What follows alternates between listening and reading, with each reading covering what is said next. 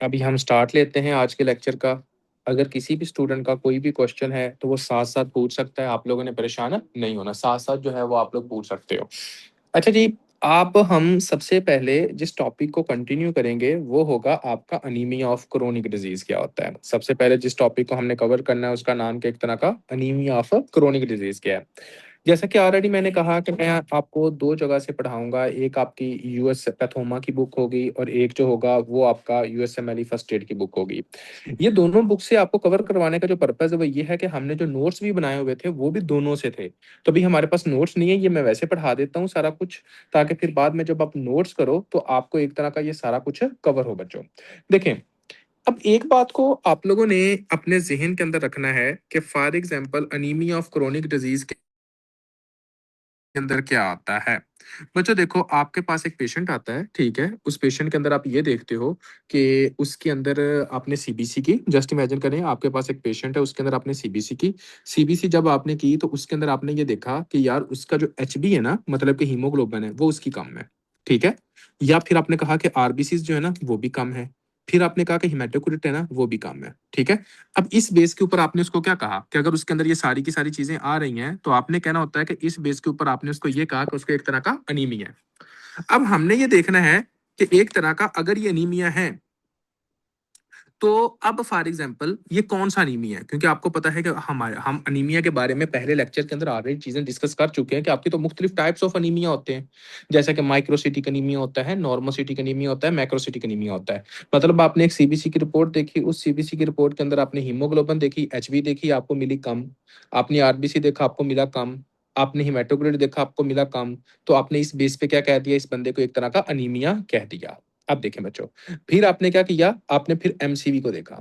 जब आपने एमसीवी को देखा तो वो भी आपका क्या मिला, एक तरह का कम।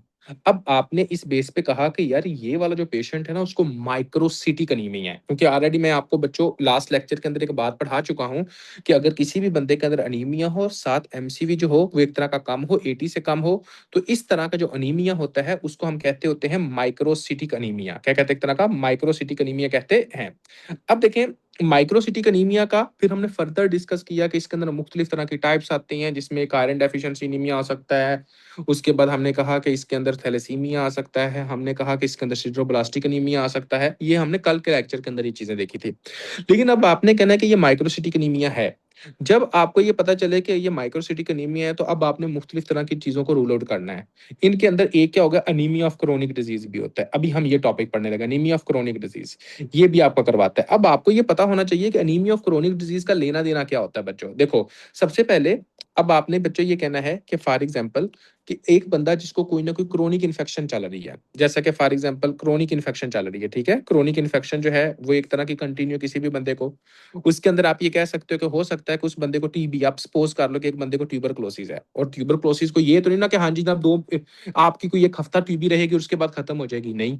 साथ आप इस तरह समझो कि कोई ना कोई एक तरह का, जस्ट इमेजिन करें र्यूमाटाइड आर्थराइटिस का पेशेंट है, र्यूमाटाइड आर्थराइटिस भी पूरी जिंदगी रहने वाली बीमारी है, ठीक है। उसके बाद आप ये जस्ट इमेजिन करें कि किसी के अंदर जनाब एक तरह का कैंसर है या एंडोकार्डाइटिस है, ठीक है, मतलब कोई ना कोई एक तरह की इन्फ्लामेटरी डिजीज, कैंसर हो गया या फिर एक तरह का एंडोकार्डाइटिस हो गया। तो इससे आपने ये अक्स किया कि कोई भी ऐसी डिजीज जिसके अंदर क्या होता है, जिसको हम कहते हैं कि हाँ जी जनाब कि एक तरह का एंडोकार्डाइटिस कहते हैं, या ऐसी कोई भी डिजीज जिसके अंदर जो है इन्फ्लामेशन लंबे अरसे तक चलती है, उस वक्त होता क्या है, ठीक है।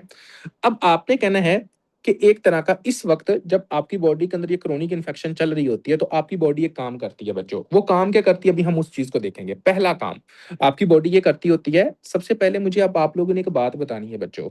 हमारी बॉडी के अंदर जब हम आयरन लेते हैं, ठीक है, ये भी कल मैंने कंसेप्ट पढ़ाया था, अभी इसको थोड़ा सा गौर करो। हम जो आयरन खाते हैं वो आयरन जब आपके ब्लड के अंदर जाती है तो उसको हम क्या कहते हैं, शाबाश ये बताइएगा। वो आयरन जो हम खाते हैं यानी कि डाइट के अंदर लेते हैं आयरन, तो वो जब ब्लड के अंदर जाती है तो उसको हम क्या नाम देते थे बच्चों, शाबाश ये बताइएगा। हाँ जी, उसको हम क्या कहते थे, ओ भाई जल्दी करें, जल्दी सारे बच्चे रिस्पॉन्ड दें। आपने कहना है कि वो आयरन जो ब्लड के अंदर जाती थी उसको हम कहते थे ये सीरम आयरन है। क्या, एक तरह की सीरम आयरन है, ऐसा ही है। इसको आपने कहना है कि उसको हम कहते थे सीरम आयरन, ठीक है, यानी कि ये ब्लड के अंदर आयरन चले गई।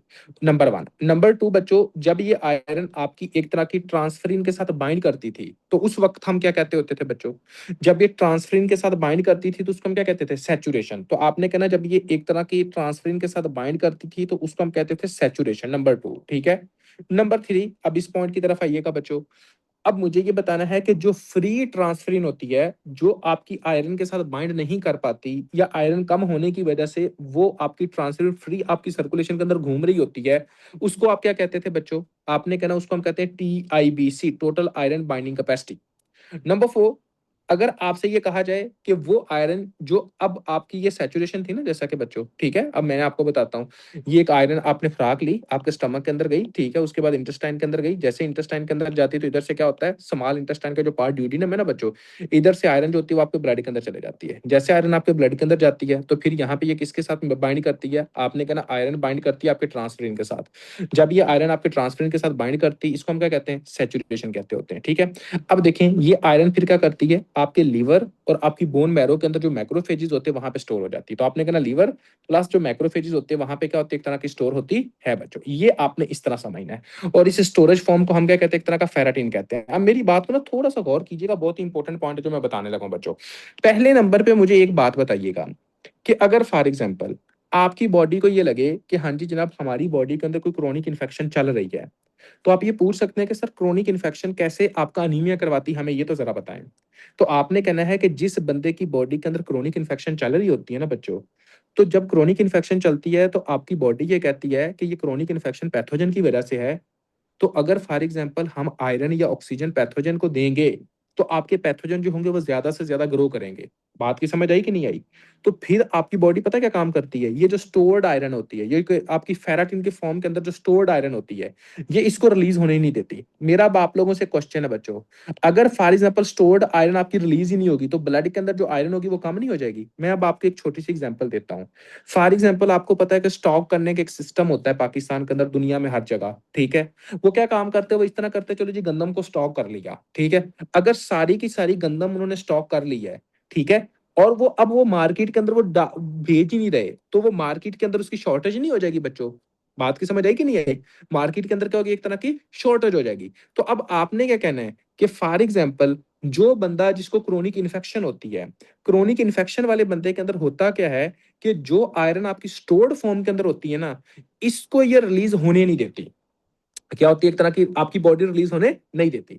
जब आपकी बॉडी रिलीज होने नहीं देगी तो आयरन आपकी कहां नहीं जाएगी, आपके ब्लड के अंदर आयरन जाएगी नहीं।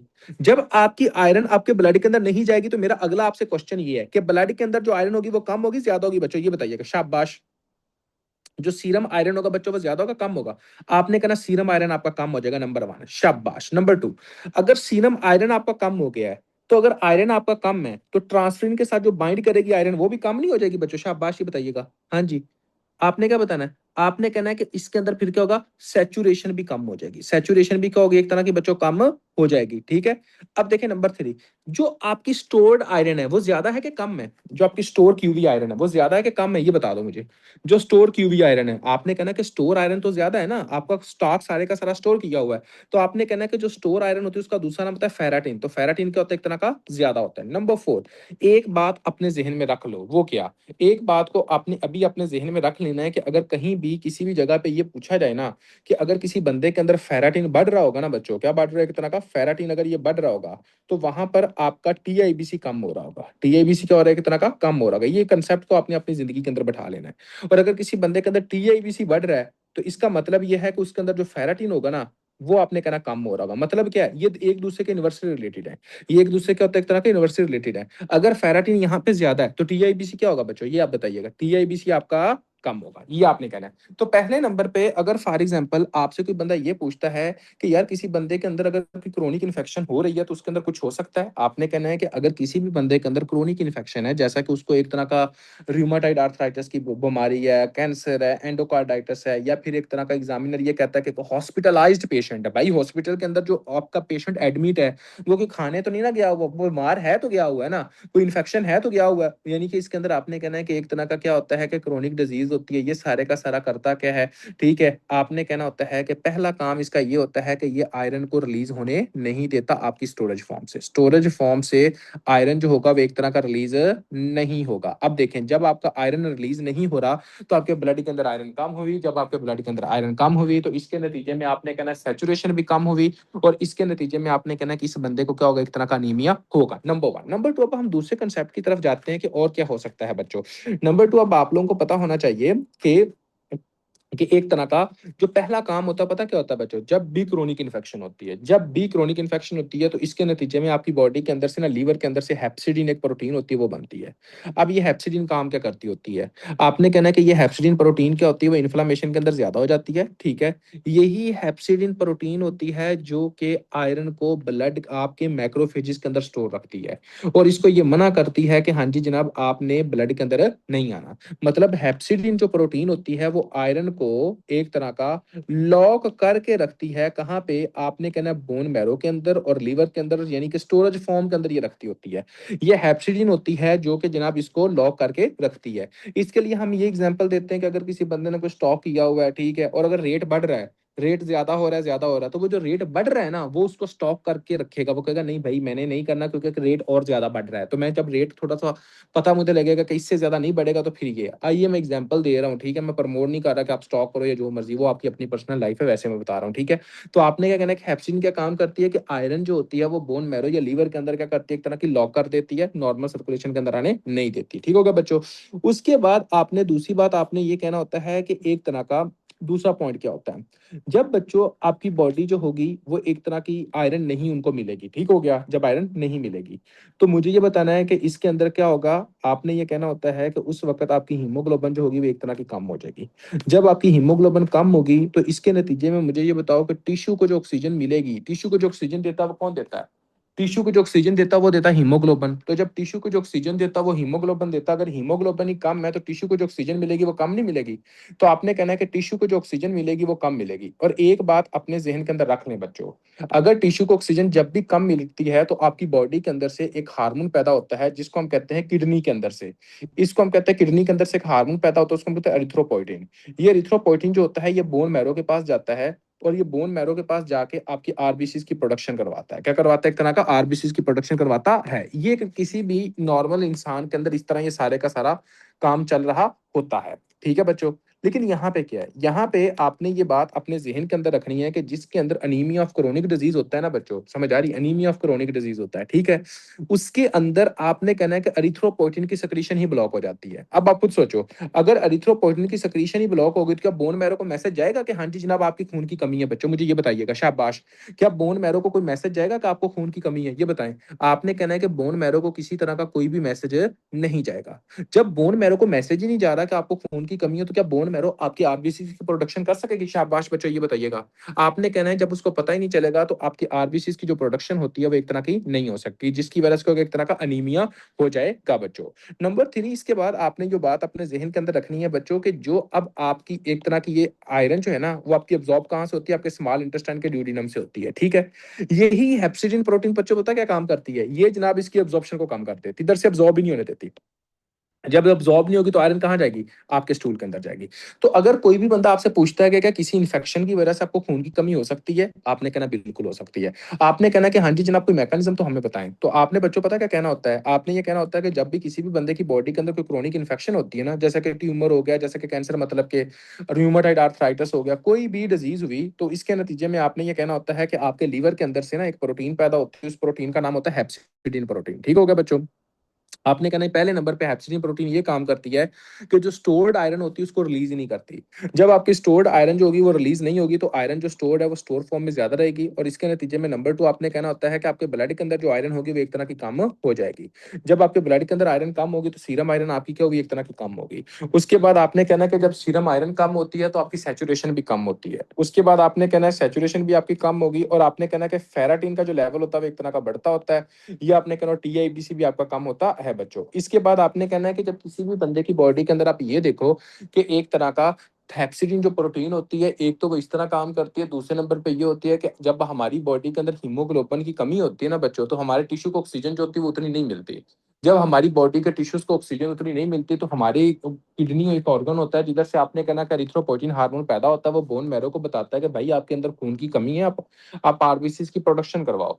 लेकिन इसके अंदर क्या होता है कि हेप्सिन प्रोटीन जो होती है वो एरिथ्रोपोइटिन को रिलीज ही नहीं होने देती, नंबर 2। नंबर 3 आपने बच्चों ये कहना होता है कि इसके अंदर क्या होता है कि ये आपकी जो प्रोटीन, आपकी हेप्सिन जो प्रोटीन होती है वो आपकी एक तरह की जीआईटी से आपकी आयरन को एब्जॉर्ब ही नहीं होने देती है। 3 तरीके आपने बताने, मोर देन इनफ है। लैब वैल्यूज मैंने बता दी है, मोर देन इनफ है। ट्रीटमेंट क्या है? अंडरलाइन कॉज को ठीक करो भाई। आपने कहना अंडरलाइन कॉज को ठीक करो। इसके अंदर आप इसमें sir ferritin TIBC value opposite to iron deficiency, इसमें sir ferritin TIBC value opposite to iron deficiency anaemia. हाँ तो इसमें ऐसे ही होगा।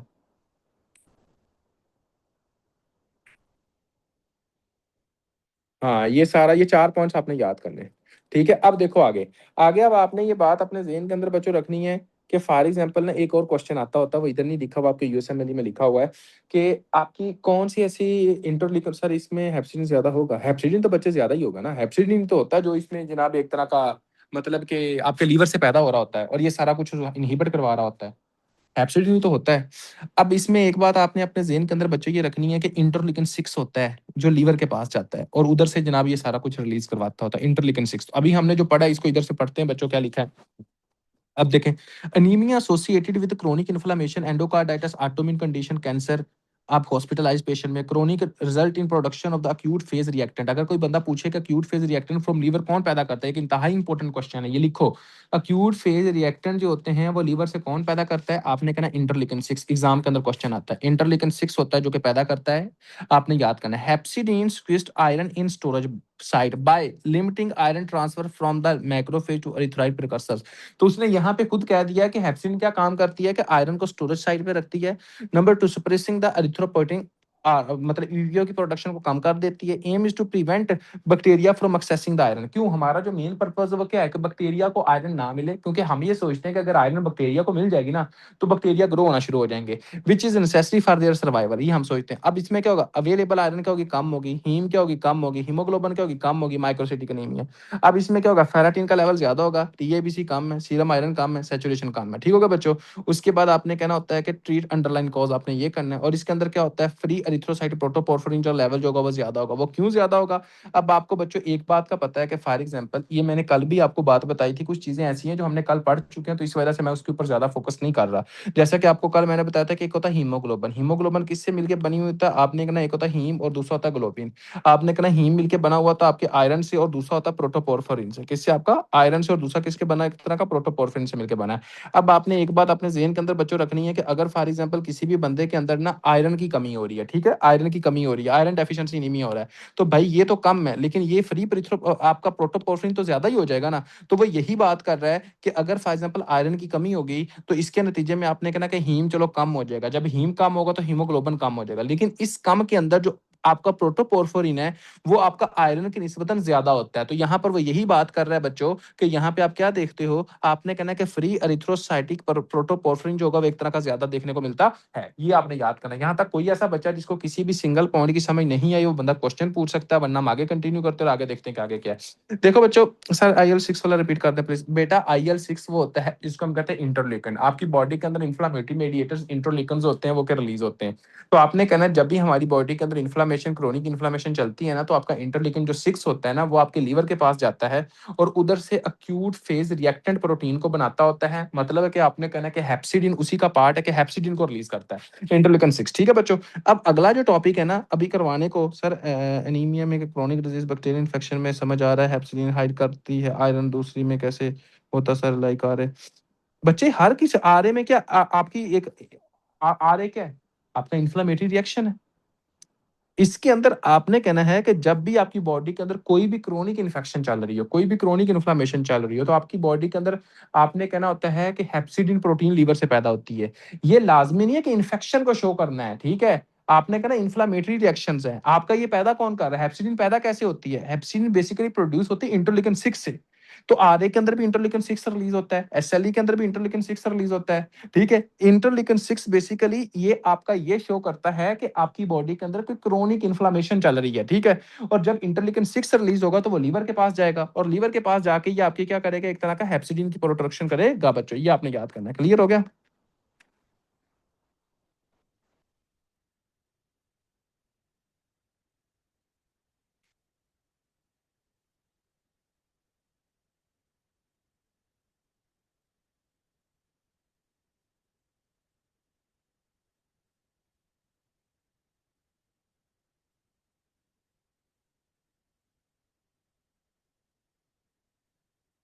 अच्छा, अब देखो बच्चों, अब यहाँ पे ना आप सिड्रोप्लास्टिक एनीमिया अभी हम ये कर सकते हैं, लेकिन हमने इधर नहीं करना ये, ठीक है? क्योंकि सिड्रोप्लास्टिक एनीमिया करेंगे तो बहुत सारी चीज़ें जो होंगी वो रह जाएँगी। अभी हमने जाना है भाईजान आपका इधर, और सिड्रोप्लास्टिक एनीमिया के साथ अब मैं आपको बताता हूँ कि हमने क्या करना है। 1 मिनट बच्चों, 1 मिनट रुकें जी।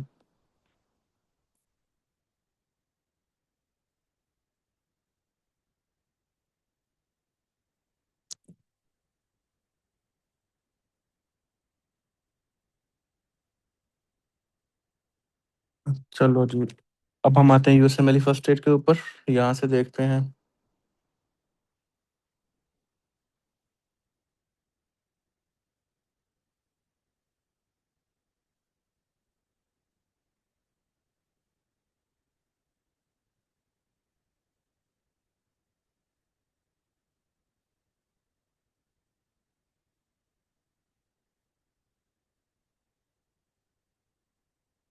अच्छा बच्चों, अब देखें यहाँ पे ना, अभी मैं आपको बताता हूँ कि मैं ये क्यों कह रहा हूँ कि अभी ये नहीं करना। उसकी रीज़न ये बच्चों देखा है मतलब कि यहाँ पे ये वाला हमने कर लिया था बच्चों, और ये लिख रहे हो लेड पॉइजनिंग, सिड्रोप्लास्टिक एनीमिया, ये सारा लिखा हुआ है, ये देखें। उसके बाद आ जाता है जनाब आपका, हमने ये बेसिकली टॉपिक करना है, इधर आ जाओ इसके साथ, ये आपके हीम की सिंथेसिस के साथ ये सारा टॉपिक कवर होगा। इसके अंदर हम ये लेड पॉइजनिंग भी करेंगे, अक्यूट इंटरमीडिएट परफेरा भी करेंगे, परफेरा क्यूटेनिया टार्डा भी करेंगे, और उसके साथ सिड्रोब्लास्टिक एनीमिया भी करेंगे। मतलब ये सारा कुछ अभी हम पढ़ते हैं, ठीक है बच्चों? अब मेरी बात को ना थोड़ा सा गौर करना है आप लोगों ने। पहले नंबर पे ये आप पे एक टेबल है, इसको अच्छे तरीके से पढ़ना है अभी हमने कि ये होता क्या है।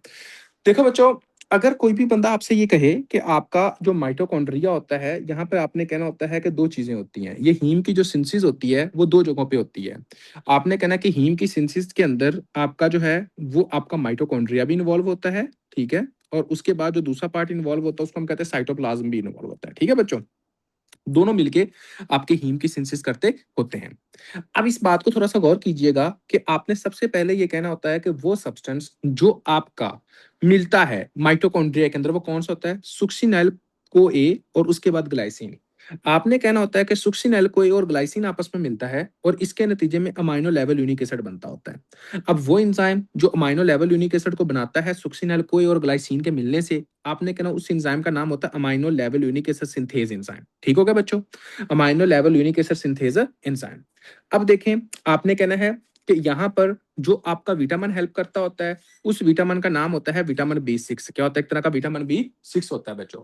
दूसरी बात, आपने ये बात अपने जहन के अंदर रखनी होती है कि जो इस अमाइनो लेवल यूनिक एसिड को इनहिबिट करता है वो कौन होता है? आपने कहना वो इनहिबिट करता है ग्लूकोज और हेमीन, ये दोनों इनहिबिट करते होते हैं। और आपने कहना है कि अगर फॉर एग्जांपल किसी बंदे के अंदर अमाइनो लेवल यूनिक एसिड सही तरह काम नहीं करता तो आपका सुक्सिनाइल कोए जो होगा वो एक तरह का अमाइनो लेवल यूनिक एसिड नहीं बना पाएगा।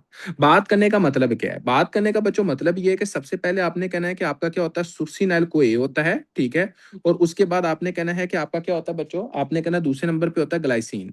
ये सुक्सिनाइल कोए और जो ग्लाइसिन होता है ये मिलके क्या बनाता है? आपने कहना अमाइनो लेवल यूनिक एसिड बनाता होता है। जब ये अमाइनो लेवल यूनिक एसिड बन जाता है बच्चों, आपने कहना है कि यहाँ पे जो बनाने में हेल्प करता है उस एंजाइम का नाम होता है amino level unique acid synthase enzyme. दूसरे नंबर पे आपने कहना है कि विटामिन बी 6 होता है जो कोफैक्टर के तौर पर काम करता होता है। उसके बाद आपने कहना होता है कि यहाँ पर जो है इसको जो इनहिबिट करता है amino level unique acid synthase enzyme को वो होता है हेमीन। और दूसरे नंबर पे आपने कहना होता है ग्लूकोज होता है। क्या होता है? एक तरह का ग्लूकोज होता है बच्चों, ठीक है? ये आपने याद करना है कि हेमीन और ग्लूकोज जो होता है वो amino level unique acid synthase enzyme को क्या करता है? एक तरह का इनहिबिट करता है बच्चों। अब देखें, अमाइनो लेवल यूनिक एसिड जो होता है वो एक तरह का रेट लिमिटिंग एंजाइम होता है आपके हीम की सिंथेसिस का। जब आपका अमाइनो लेवल यूनिक एसिड बन जाता है ना बच्चों, आगे पता क्या होता है? आगे एक एंजाइम होता है जिसको हम कहते हैं amino level unique acid dehydratase enzyme. ये अमाइनो लेवल यूनिक एसिड को प्रोफोबलिनोजिन के अंदर तब्दील करता है। किसके अंदर तब्दील करता है? प्रोफोबलिनोजिन के अंदर तब्दील करता है, ठीक है? और आपने ये कहना होता है कि यहाँ पर amino level unique acid dehydratase enzyme को क्या करता है? एक तरह का आपने कहना प्रोफोबलिनोजिन के अंदर तब्दील करता है। तो अब वो एंजाइम, वो चीज जो amino level unique acid dehydratase enzyme को इनहिबिट करती है उसको हम कहते हैं लेड। लेड की जो पॉइजनिंग होती है, लेड की जो पॉइजनिंग होगी वो क्या काम करेगी? एक तरह का amino level unique acid dehydratase enzyme को इनहिबिट कर देगा। जब amino level unique acid dehydratase enzyme inhibit होगा तो अमाइनो लेवल यूनिक एसिड जो होगा वो आपका प्रोफोबलिनोजिन के अंदर तब्दील नहीं होगा। ठीक होगा बच्चों। तो अभी मैं आपको यहाँ पे जो लिखा है वो मैं दोबारा बता रहा हूँ। देखो कि आपका क्या है बच्चों, एक तरह का आपने कहना है कि पहले नंबर पे क्या होता है, एक तरह का ये होता है सुक्सिनाइल कोए और उसके बाद ग्लाइसिन होता है। सुक्सिनाइल कोए और ग्लाइसिन दोनों आपस में मिलते हैं तो क्या बनता है, आपने कहना अमाइनो लेवल यूनिक एसिड बनता होता है। और वो एंजाइम जो अमाइनो लेवल यूनिक एसिड बनाने में हेल्प करता है उस एंजाइम का नाम होता है amino level unique acid synthase enzyme. वो आपका विटामिन जो यहाँ पे एज अ को फैक्टर के तौर पर हेल्प करता है उसको हम कहते हैं विटामिन B6। वो आपका जो इसको इनहिबिट करता होता है उसको हम कहते हैं ग्लूकोज और हेमीन। ठीक हो गया, यहाँ तक क्लियर है। उसके बाद आपने कहना है कि अमाइनो लेवल यूनिक एसिड जो होता है वो प्रोफोबलिनोजिन के अंदर तब्दील होता है। अब वो एंजाइम जो अमाइनो लेवल यूनिक एसिड को प्रोफोबलिनोजिन के अंदर तब्दील करता है उस एंजाइम का नाम होता है amino level unique acid dehydratase enzyme. और आपने कहना है कि लेड की वो पॉइजनिंग होती है जो amino level unique acid dehydratase enzyme को क्या करता है, एक तरह का इनहिबिट करता है बच्चों। अब आगे देखो कि आगे क्या है। आगे अब आप लोगों ने देखना है कि फॉर एग्जांपल यहां से प्रोफोबलिनोजिन बना, प्रोफोबलिनोजिन से क्या बनता है, हाइड्रोक्सी मिथाइल बेलेन बनता है। हाइड्रोक्सी मिथाइल बेलेन से क्या बनता होता है, आपने कहना होता है कि आपका यूरोप्रोफरिनोजिन फिर कोप्रोप्रोफरिनोजिन फिर उसके बाद प्रोटोपोर्फिरिन, मतलब कि जो एंड प्रोडक्ट है वो क्या बन रहा है, एक तरह का प्रोटोपोर्फिरिन बन रहा है। यही है ना बच्चों। अब मैं आप लोगों से क्वेश्चन पूछता हूँ। फॉर एग्जाम्पल ये अभी हम पहली डिजीज डिस्कस करने लगे हैं क्योंकि उसका जो तल्लक था वो यहाँ तक था। उसके बाद फिर हम दूसरी डिजीजेस को भी डिस्कस करेंगे। अभी पहली डिजीज डिस्कस करने लगे बच्चों। एक लम्हे के लिए समझें कि अगर किसी बंदे के अंदर amino level unique acid synthase enzyme की डेफिशिएंसी है तो क्या आपका सुक्सिनाइल और ग्लाइसिन जो होगा वो अमाइनो लेवल यूनिक एसिड के अंदर तब्दील हो सकेगा? शाबाश बच्चों, ये बताइएगा। आपने कहना है नहीं हो सकेगा। ठीक है, तो अगर आपने कहना है कि एक बंदा जिसके अंदर amino level unique acid synthase enzyme की डेफिशिएंसी है, नंबर 1। नंबर 2, इसके अंदर जो को फैक्टर के तौर पर काम करता था उस एंजाइम का उसका नाम था विटामिन B6। अगर किसी भी इंसान के अंदर आप देखो कि आइसोनायाजाइड की आप टैबलेट देते हो, आइसोनायाजाइड बच्चों टीबी के पेशेंट्स को हम देते होते हैं और उसके अंदर पेरिफेरल न्यूरोपैथी होती है क्योंकि आइसोनायाजाइड जो होती है वो विटामिन B6 को इनहिबिट करती है। अब अगर एग्जामिनर ये कहे कि आपके पास एक पेशेंट आता है उसको ट्यूबरकुलोसिस है और उसके साथ ना आपने उसको अंदर ना आइसोनायाजाइड की टैबलेट दी है और उसके अंदर कौन सा अनीमिया हो सकता है, तो आपने क्या कहना है?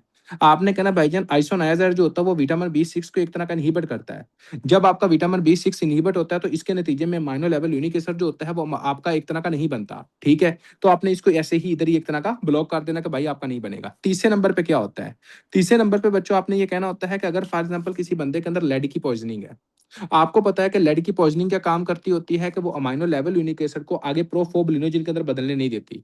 भाई जब प्रोफोबलिनोजिन ही नहीं बनेगा तो आगे का सारा सीन नहीं बनेगा। तो आपने कहना होता है कि अगर किसी भी बंदे के अंदर अमाइनो लेवल आपके लेड की पॉइजनिंग है, क्या एक तरह की लेड की पॉइजनिंग है बच्चों, ये आपने याद करना है। नंबर 4, वो लोग जो अल्कोहलिक होते हैं, वो लोग जो होते हैं एक तरह के अल्कोहलिक होते हैं। ठीक है, अल्कोहलिक लोगों में भी इसकी कमी हो सकती है। बाकी कॉन्जेनिटल एंजाइम की डेफिशिएंसी भी हमने देख ली। तो मैं अब आप लोगों से पूछता हूँ कि इन सारी कंडीशंस के अंदर बच्चों के क्या आपकी बॉडी के अंदर प्रोटोपोर्फिरिन जो रिंग होगा वो बनेगा? ये बनेगा प्रोटोपोर्फिरिन? शाबाश, ये बताइएगा। तो आपने कहना है कि आपका प्रोटोपोर्फिरिन नहीं बनता, तो यहाँ पे लगा लो बच्चों कि आपका प्रोटोपोर्फिरिन जो होगा वो एक तरह का नहीं बनेगा। जब इस बंदे के अंदर प्रोटोपोर्फिरिन नहीं बना, अब इस बात को थोड़ा सा गौर करें, आपकी जो हीमोग्लोबिन होती है वो किसके ऊपर मुश्तमिल होती है? आपने कहना है कि आपकी जो हीमोग्लोबिन होती है वो मुश्तमिल होती है आपके हीम के ऊपर और उसके बाद आपने कहना है कि आपके ग्लोबिन के ऊपर। जो हीम मुश्तमिल होती है वो आपकी होती है आयरन के ऊपर और दूसरा आपने कहना होता है कि प्रोटोपोर्फिरिन के ऊपर। ठीक है, अब आपने कहना है कि अगर किसी बंदे के अंदर प्रोटोपोर्फिरिन ही कम बन रहा है तो इसका मतलब क्या है कि हीम क्या बनेगी, एक तरह की कम बनेगी। अगर हीम कम बनेगी तो क्या होगा, हीमोग्लोबिन भी कम बनेगा। तो जब हीमोग्लोबिन कम है तो इसका मतलब क्या है कि खून की कमी है जिसको अनीमिया हम कहते हैं। लेकिन इस अनीमिया के अंदर किसका लेवल ज्यादा होगा बच्चों? आपने कहना आयरन का लेवल ज्यादा होगा, ये आपने याद करना है। कल हम एक तरह का वो देख रहे थे, वो आरबीसी जिसके अंदर आयरन इंक्लूजन होते हैं, तो मैंने क्या कहा था कि उसमें से एक जो होता है वो सिड्रोब्लास्टिक एनीमिया होता है। कहा था कि नहीं कहा था बच्चों? तो आपने कहना है कि इसके अंदर क्या मिलता है आपको, एक तरह का आयरन मिलता है। तो बात करने का मतलब ये हुआ कि फॉर एग्जाम्पल इस डिजीज को हम क्या कहते हैं जिसके अंदर आपका प्रोटोपोर्फिरिन नहीं बनता, आपने कहना इसको हम सिड्रोब्लास्टिक एनीमिया कहते हैं, एक तरह का सिड्रोब्लास्टिक एनीमिया कहते हैं बच्चों। अब हम यही डिजीज एक बार इधर से पढ़ने जाएंगे, फिर उसके बाद आपकी पैथोमा की बुक जो है उधर से भी देखते हैं बच्चों कि हाँ जी जनाब वहां पे क्या, फिर आपका इधर आके यहाँ से भी देख लेते हैं कि क्या होता है। उसके बाद फिर फर्दर फर्दर जो है उसको हम कंटिन्यू करते हैं। Just 1 minute.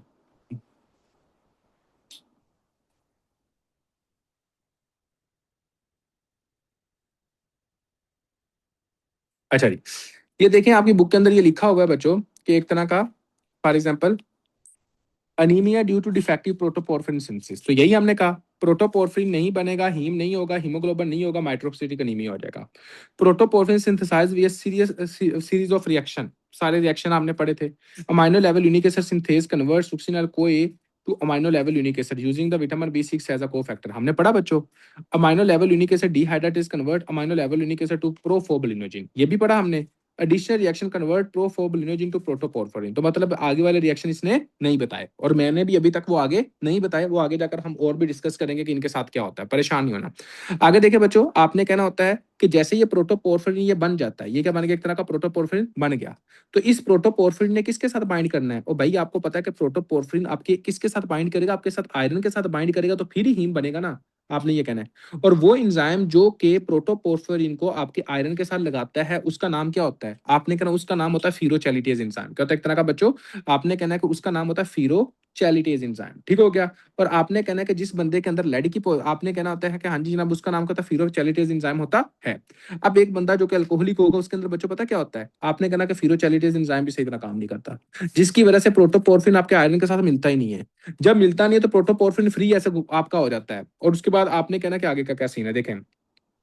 Iron is transferred to erythroid precursor and enter the mitochondria to form the heme.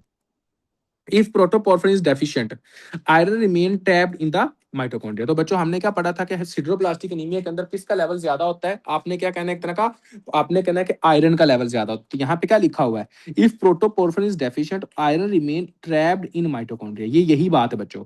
Iron क्या होगा, आयरन किसके अंदर है, मैक्रोफेजिस के अंदर है, तो इस तरह के मैक्रोफेजिस को हम क्या कहेंगे, आयरन लेडन मैक्रो, आपने कहना माइटोकॉन्ड्रिया सॉरी अंदर है, आपने कहना इसको हम क्या कहेंगे, iron laden mitochondria from a ring around the nucleus of the erythroid precursor. These cells are called the ring sideroblastic। आपने क्या कहना है, ये क्या होता है एक तरह का रिंग्ड सिड्रोब्लास्ट होते हैं बच्चों। आगे जब हम इसको देखते हैं तो क्या है, अब आप देखते हो कि कैन भी कंजेंटल और एक्वायर्ड, मतलब कॉजेज क्या है इसके, तो आपने कहना है कि कंजेंटल के अंदर क्या है, इसके अंदर अगर ये एंजाइम की डेफिशिएंसी है बच्चों, तो वही आपने बात की थी। दूसरे नंबर पे आपने क्या कहा, आपने को मैंने बताया अल्कोहलिज्म भी यही करती है। तीसरे नंबर पे मैंने बताया कि आपकी लेड की पॉइजनिंग जो कि amino level unique acid dehydratase enzyme को इनहिबिट कर देती है। तीसरे नंबर पे विटामिन B6 की डेफिशिएंसी, ये भी मैंने बताया, और मोस्ट कॉमनली आइसोनाइजाइड की ट्रीटमेंट जो ट्यूबर का करता है उसके बारे में बताया। अब यहाँ तक कोई ऐसा बच्चा जिसको आपके पैथोमा के अंदर, आपके सिड्रोब्लास्टिक एनीमिया के अंदर किसी तरह का कोई भी क्वेश्चन है जो नहीं समझे, बंदा पूछ सकता है, शाबाश एनीवन जी। यहाँ तक कोई ऐसा बच्चा,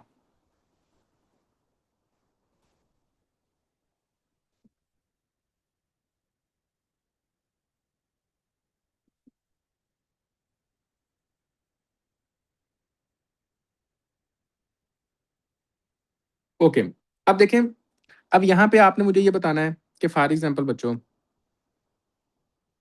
कि इन लोगों के लैब फाइंडिंग्स के अंदर क्या होगा, आपको पता होना चाहिए कि यार इसके अंदर क्या है, कि आपका जो आयरन है वो तो ज्यादा है, क्या आयरन कम है आपका, शाबाश ये बताओ, क्या इसके अंदर आपका आयरन कम है या ज्यादा है, आयरन आपका ज्यादा है, समझ आ रही है। तो अगर आपका आयरन ज्यादा है बच्चों, आपने कहना आयरन क्या होगा, एक तरह का आपका ज्यादा होगा, तो जिसके अंदर आयरन ज्यादा होगा वो क्या आप देखोगे, आयरन ज्यादा, सैचुरेशन क्या होगी ज्यादा, फेराटिन क्या होगी ज्यादा होगी, स्टोर भी आयरन ज्यादा, TIBC हमेशा कम, उसके ऑपोजिट, ठीक है। और उसके बाद प्रोटोपोर्फिरिन क्या होगा, प्रोटोपोर्फिरिन आपका कम होगा बच्चों, ये आपने इस तरह याद करना है। तो ये सिडोप्लास्टिक एनीमिया हमने इधर से पढ़ लिया। अब आ जाओ जनाब आगे, और वहां पे आते हैं, और वहां पे मैं आपको रीड करवाता हूँ कि और भी डिजीजेस क्या क्या होती हैं। जस्ट 1 मिनट बच्चों,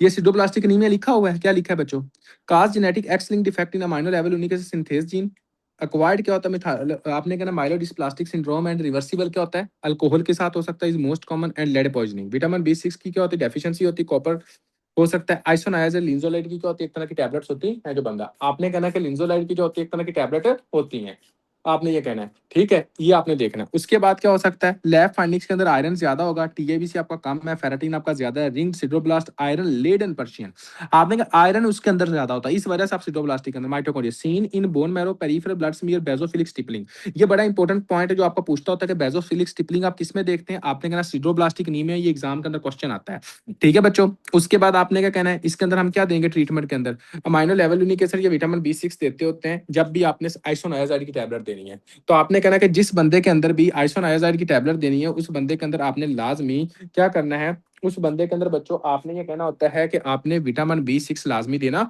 होता है, चाहे जो मर्जी हो जाए। ओके जी, अब आते हैं आगे, और आगे देखते हैं कि आगे का क्या सीन है। देखो बच्चों, अब फॉर एग्जाम्पल आपने ये कहना है कि यहाँ पे अब हम लोग ना एक तरह का,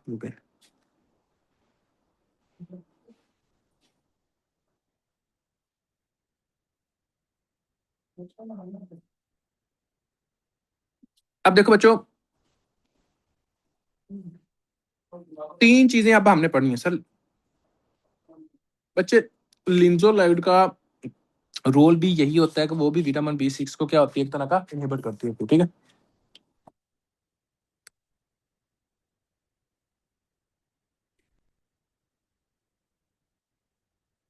ओके जी, यहां तक क्लियर है। अब आगे आ जाओ बच्चों, हमने कहां तक पढ़ लिया था, हमने प्रोफोबलिनोजिन तक पढ़ लिया था। अब देखें, आपने कहना है कि जिस बंदे के अंदर प्रोफोबलिनोजिन बन गया, आगे एक एंजाइम होता है जिसका नाम होता है प्रोफोबलिनोजिन डीअमाइनेज एंजाइम। ये प्रोफोबलिनोजिन को, इसको खत्म कर दो, हाइड्रोक्सी मिथाइल बिलेन कोई इंपॉर्टेंट नहीं है, इसको सीधा लगाओ कि ये प्रोफोबलिनोजिन को यूरोप्रोफिनोजिन के अंदर तब्दील करता है। आप इस तरह चलो कह दो, ठीक है। क्या करता है, ये प्रोफोबलिनोजिन को आपका यूरोप्रोफिनोजिन के अंदर तब्दील करता है। और कौन सा एंजाइम है, प्रोफोबलिनोजिन डी अमाइनेज एंजाइम, ठीक होगा बच्चों। अब अगर किसी इंसान के अंदर प्रोफोबलिनोजिन डी अमाइनेज की कमी हो जाएगी, तो आपने कहना कि प्रोफोबलिनोजिन जो होगा वो हाइड्रोक्सो, आपने कहना है यूरोप्रोफिनोजिन के अंदर तब्दील नहीं होगा। जब ये तब्दील नहीं होगा तो इसकी वजह से हम एक डिजीज देखते हैं जिसको हम कहते हैं अक्यूट इंटरमीडिएट परफेरा। क्या कहते हैं का बच्चों, अक्यूट इंटरमीडिएट परफेरा कहते होते हैं। अब देखें दूसरी बात, आपने कहना है कि जब आपका यूरोप्रोफिनोजिन बन जाता है तो यूरोप्रोफिनोजिन जो होता है ये आपका कोप्रोप्रोफिनोजिन के अंदर तब्दील होता है। और वो एंजाइम जो यूरोप्रोफिनोजिन को कोप्रोप्रोफिनोजिन के अंदर तब्दील करता है, उस एंजाइम का नाम होता है यूरोप्रोफिनोजिन डी कार्बोक्सिलेज एंजाइम, ठीक है। और आपने कहना है कि ये आपका अगर डेफिशिएंसी हो जाएगी यूरोप्रोफिनोजिन की, डी कार्बोक्सिलेज एंजाइम की, तो इसकी वजह से हम जो डिजीज देखते हैं उसको हम कहते हैं पोर्फिरा कोटेनिया टार्डा। क्या कहते हैं ना बच्चों, पोर्फिरा क्यूटेनिया टार्डा कहते हैं। अब देखो कोप्रोप्रोफिनोजिन बन गया, ये कोप्रोप्रोफिनोजिन जो होता है वो प्रोटोपोर्फिरिन बनाता होता है, ये करता है एक तरह का प्रोटोपोर्फिरिन बनाता है। जब ये प्रोटोपोर्फिरिन बन जाता है तो आयरन आपके प्रोटोपोर्फिरिन के साथ मिलकर आपकी हीम बनाता है। क्या करता है, एक तरह का हीम बनाता है। मेरा अब आप लोगों से क्वेश्चन है बच्चों, शाबाश। अब मैं एक दफा लास्ट दफा आपको रिपीट करूंगा, उसके बाद फिर हम इसके रिलेटेड जितने भी डिसऑर्डर्स हैं वो सारे डिस्कस करेंगे, ठीक है।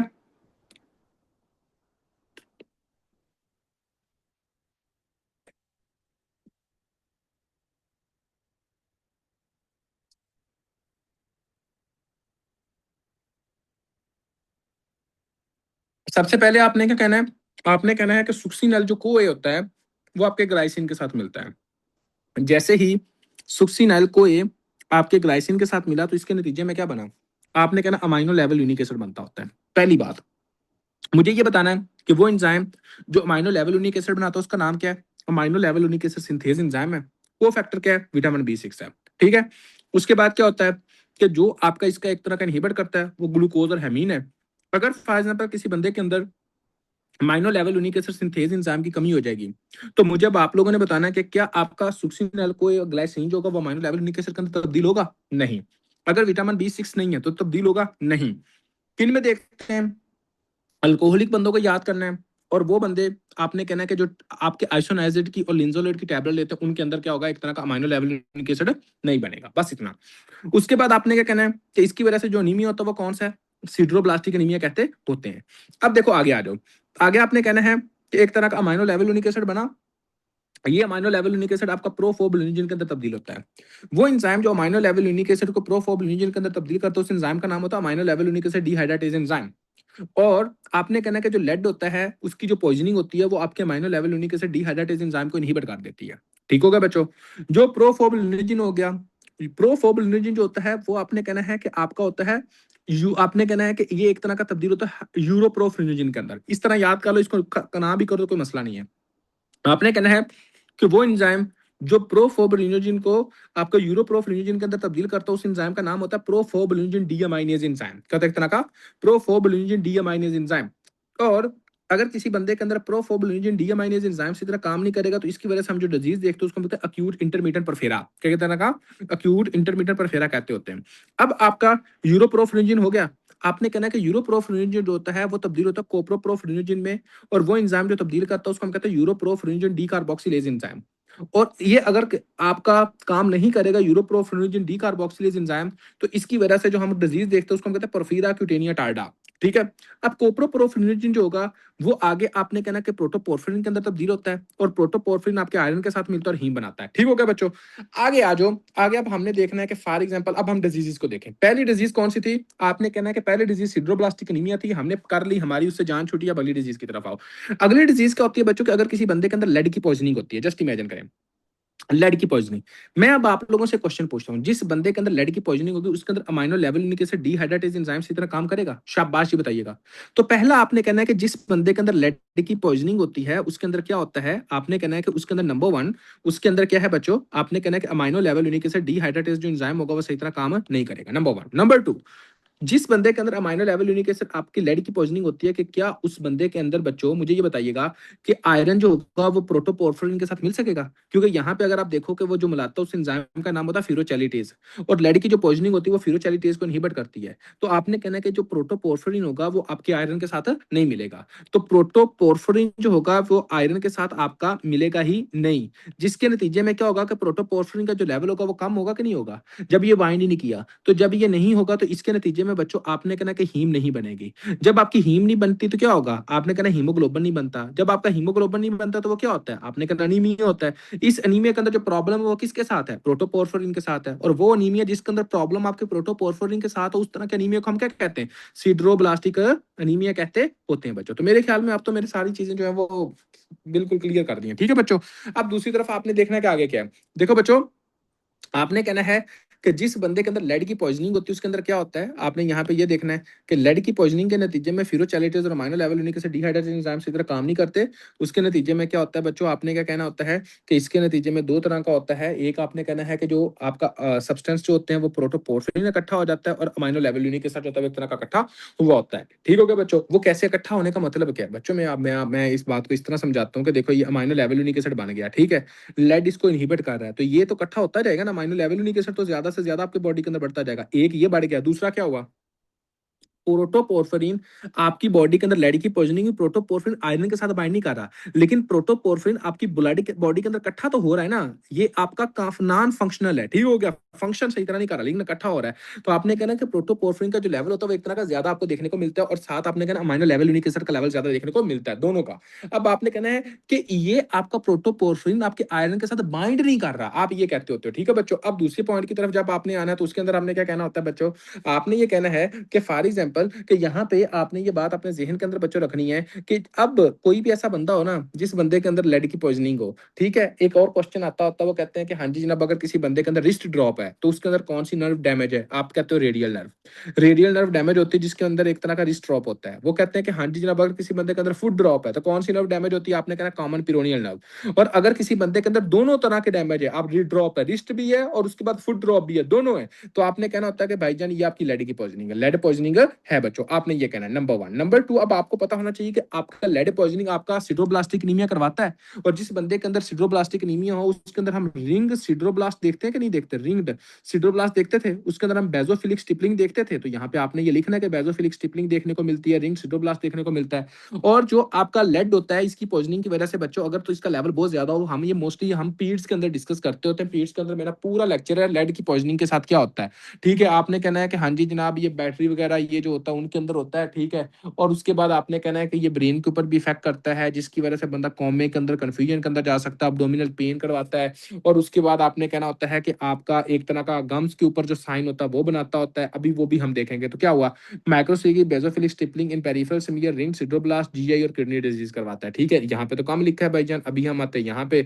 आप ये ना कहोगे सर जी यार देखो वो दो लाइनें आपने छोड़ दी, तो वो दो लाइनें तो प्लीज पढ़ा दें। तो मैं वो दो लाइनें छोड़ना नहीं चाहता बस। अब इसमें क्या होगा बच्चों? ये इसके अंदर सारे फीचर्स होंगे कौन कौन से? सर इसमें फीरोचैलिटेज भी नहीं होगा तो प्रोटोपोर्फिन भी काम होनी चाहिए। बच्चे फीरोचैलिटेज क्या आपके प्रोटोपोर्फिन बनाता है? फीरोचैलिटेज क्या आपका प्रोटोपोर्फिरिन बनाता है? फीरोचैलिटेज का सिर्फ और सिर्फ इतना काम होता है कि वो प्रोटोपोर्फिरिन को आयरन के साथ मिलाता है। तो जब आपका प्रोटोपोर्फिरिन आयरन के साथ मिलता है तो हीम बनाता है, बस इतना इसका काम होता है। तो ये तो प्रोटोपोर्फिरिन बनाता ही नहीं है। तो प्रोटोपोर्फिरिन तो आपकी वैसे बन रही है, ये तो मिलाने का काम करता है। समझ आई कि नहीं आई? आपने ये कहना है। तो आपका मिलना नहीं होगा, आप ये कहोगे। अब देखो बच्चों, लेड की पॉइजनिंग के अंदर क्या होता है। लेड की पॉइजनिंग के अंदर ये सारा कुछ ऑलरेडी हम पढ़ चुके हैं। ये सारा सिम्टम्स क्या होंगे आपने कहना, लेड लाइन ऑन जिंजिवा, ठीक है, ब्रटन लाइंस भी आप इसको कहते होते हो, और जो आपकी मेटाफेजिस होती है ना लॉन्ग बोन की, वहां पे भी हमें देखने को मिलता होता है। उसके बाद आपने कहना इंकेफ्लोपैथी जो मैंने बता दिया आपको, अब्डोमिनल पेन मैंने बताया, सिडोप्लास्टिक एनीमिया मैंने बताया, और रिस्ट ड्रॉप बताया। ये सारा कुछ मैंने बता दिया। ट्रीटमेंट के अंदर बच्चों आप क्या करते हो कि जो लेड के साथ बाइंड करके आपकी बॉडी से निकालने में हेल्प करे, और उसको हम कहते हैं चिलेटिंग एजेंट। और चिलेटिंग एजेंट कौन से होते हैं, ईडीटीए और सुक्सीमर डाइमार कलकारपोल, ये आप कहते होते हो। ठीक है बच्चों, ये आपने याद करना होता है। अब आ जाओ आगे, आ जाओ बच्चों, आगे हम इसके बारे में और जो डिजीज देखने लगे हैं। देखो एक ही टेबल से आपको सारी डिजीज करवा रहे हैं बच्चों, टेंशन नहीं लेनी। अब आप फॉर एग्जांपल एक बंदा था जिसके अंदर आपने ये देखा। अब आगे क्या बच्चों, आगे आपने कहना है कि इसके अंदर अमाइनो लेवल यूनिक एसिड बन गया। अमाइनो लेवल यूनिक एसिड से क्या बनता है, प्रोफोबलिनोजिन बनता है। और वो एंजाइम जो प्रोफोबलिनोजिन को यूरोप्रोफिनोजिन के अंदर तब्दील करता है, उसका नाम क्या है, यूप्रोफोबलिनोजिन डीअमाइनेज एंजाइम। तो यहाँ पर अगर किसी बंदे के अंदर प्रोफोबलिनोजिन डीअमाइनेज एंजाइम की कमी होती है, तो इसकी वजह से हम क्या देखते हैं, अक्यूट इंटरमीडिएट परफेरा। तो पहले नंबर पे मुझे ये बताओ कि जिस बंदे के अंदर अक्यूट इंटरमीडिएट परफेरा होगा, उस बंदे के अंदर बच्चों मुझे आपने ये बताना है कि उसके अंदर प्रोटोपोर्फिन कम होगा कि नहीं होगा। अब प्रोटोपोर्फिन कम बनेगा तो आपने कहना कि प्रोटोपोर्फिन जो होगा वो एक तरह का कम बनेगा, नंबर वन, ठीक हो गया। जब किसी बंदे के अंदर प्रोटोपोर्फिन कम बनता है तो इसकी वजह से कौन सा एनीमिया होता है, आपने कहना सिड्रोब्लास्टिक एनीमिया होता है। और जिस बंदे के अंदर सिड्रोब्लास्टिक एनीमिया देखते हो उसके अंदर हम क्या देखते हैं, आपने कहना बेजोफिलिक स्टिपलिंग देखते होते हैं, और आपने कहना है कि हाँ जी रिंग सिड्रोब्लास्ट देखते होते हैं। उसके बाद मुझे आपने ये बताना है कि इसके अंदर किसका लेवल बढ़ेगा, भाई प्रोफोबलिनोजिन का लेवल बढ़ सकता है। क्यों, क्योंकि ये तब्दील नहीं ना हो रहा है, ये एंजाइम काम नहीं कर रहा। आपका प्रोफोबलिनोजिन आपका हाइड्रोक्सी मिथाइल बिलेन या फिर एक तरह का यूरोप्रोफिनोजिन के अंदर तब्दील नहीं हो रहा, लेकिन प्रोफोबलिनोजिन का तो लेवल बढ़ ही रहा है ना, तो आपने कहना इसका लेवल बढ़ता है। उसके बाद आप देखें बच्चों के यहाँ पे क्या, क्यूट इंटरमीडिएट परफेरा क्या है। आपने कहना कि ये वो कंडीशन होती है जिसके अंदर प्रोफोबलिनोजिन डीअमाइनेज एंजाइम काम नहीं करता। प्रोफोबलिनोजिन और अमाइनो लेवल यूनिक एसिड का जो लेवल होता है वो आपकी बॉडी के अंदर बढ़ जाता है, ये भी मैंने बताया, ठीक हो गया। इसके अंदर आप कौन से सिम्टम्स देखते हैं, 5P। 5P का मतलब क्या, पेनफुल अब्डोमेन होता है, ठीक है, आपने कहना पेट के अंदर दर्द होती है, पोर्ट वाइन होता है, पोलिन्यूरोपैथी होती है, साइकोटिक प्रॉब्लम्स होते हैं, और उसके precipitated by factor that increase amino level unique acid synthase. ठीक है, बात करने का मतलब क्या है, अगर कोई भी चीज ऐसी है जो कि amino level unique acid synthase की एक्टिविटी को ज्यादा करेगी तो सिम्टम्स वर्स होंगे। क्यों, आपको पता होना चाहिए कि भाई अगर amino level unique acid synthase की एक्टिविटी ज्यादा हो रही है, ठीक है, तो इसका मतलब है प्रोफोबलिनोजिन ज्यादा बन रहा है। जब प्रोफोबलिनोजिन ज्यादा बन रहा है तो इसका मतलब है कि ये एंजाइम तो काम कर नहीं रहा। जब ये एंजाइम काम नहीं कर रहा तो ज्यादा से ज्यादा जो लेवल है वो प्रोफोबलिनोजिन का भी आपकी बॉडी में बढ़ रहा है, और अमाइनो लेवल यूनिक एसिड का लेवल भी आपकी बॉडी के अंदर ज्यादा से ज्यादा बढ़ रहा है। जब आपकी बॉडी के अंदर अमाइनो लेवल यूनिक एसिड का लेवल बढ़ रहा है और प्रोफोबलिनोजिन का लेवल भी आपकी बॉडी के अंदर ज्यादा से ज्यादा बढ़ रहा है, तो इसके नतीजे में आपने क्या कहना है, इसके नतीजे में आपने कहना होता है कि आपका प्रोटोपोर्फिरिन भी नहीं बनता। और इसके अंदर क्या होता है, बंदे के अंदर आपने कहना है कि एक तरह का सिड्रोब्लास्टिक एनीमिया देखने को मिलता है बच्चों, ठीक हो गया। और इसके अंदर पेनफुल अब्डोमेन होगा। उसके बाद आपने कहना है कि साइटोक्रोम P450 वो जो होती है वो जनाब अमाइनो लेवल यूनिक एसिड के लेवल को जो ज्यादा करती है, उसके अंदर आपने कहना है कि वो एक तरह का वर्स कर सकती है कंडीशन। उसके बाद पोलिन्यूरोपैथी यानी कि 5 पोर्ट वाइन, ये सारा कुछ पेनफुल अब्डोमेन है। उसके बाद आपने कहना पोर्ट वाइन कलर पी है, पोलिन्यूरोपैथी है, साइकोलॉजिकल डिस्टर्बेंस है, और उसके बाद precipitated by factor that increase the amino level unique acid, ठीक हो गया बच्चों। अब आते हैं आगे जो कि साइटोक्रोम P450 इंड्यूसर ड्रग्स होती हैं। कि परफेरा क्यूटेनिया टार्डा क्या होता है, देखो मेरी बात को थोड़ा सा गौर करो बच्चों। अगर फॉर एग्जांपल किसी बंदे के अंदर यूरोप्रोफिनोजिन डी कार्बोक्सिलेज एंजाइम ही नहीं है, तो क्या होगा, आपने कहना परफेरा क्यूटेनिया टार्डा होगा। तो इसके नतीजे में क्या होगा कि यूरोप्रोफिनोजिन का लेवल बढ़ेगा। अगर इसका लेवल बढ़ रहा है तो आपने कहना प्रोफोबलिनोजिन का लेवल बढ़ेगा। अगर इसका लेवल बढ़ रहा है तो अमाइनो लेवल यूनिक एसिड का लेवल बढ़ेगा। लेकिन कोप्रोप्रोफिनोजिन और प्रोटोपोर्फिन का लेवल कम है। जब प्रोटोपोर्फिन का लेवल कम है तो क्या है, सिड्रोब्लास्टिक एनीमिया, ठीक है बच्चों।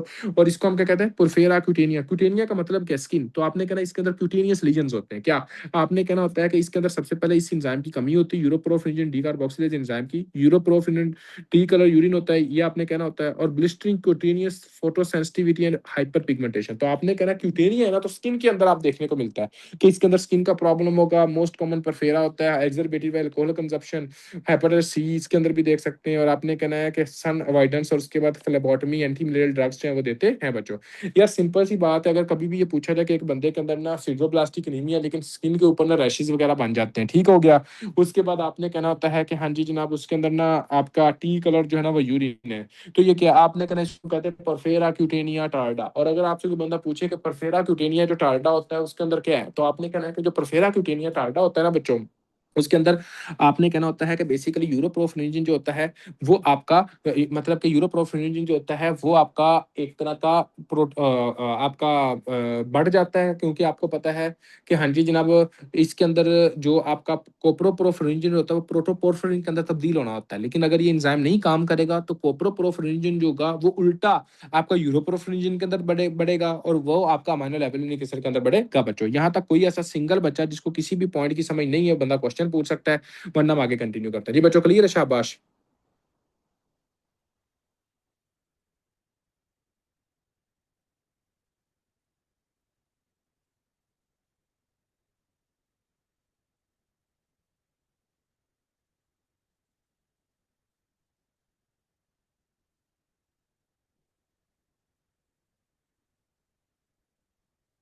अच्छा बच्चों, अभी हम नेक्स्ट मूव करते हैं आपके थैलेसीमिया के टॉपिक की तरफ कि थैलेसीमिया क्या होता है, उसके बाद फिर आगे आपका मूव करेंगे।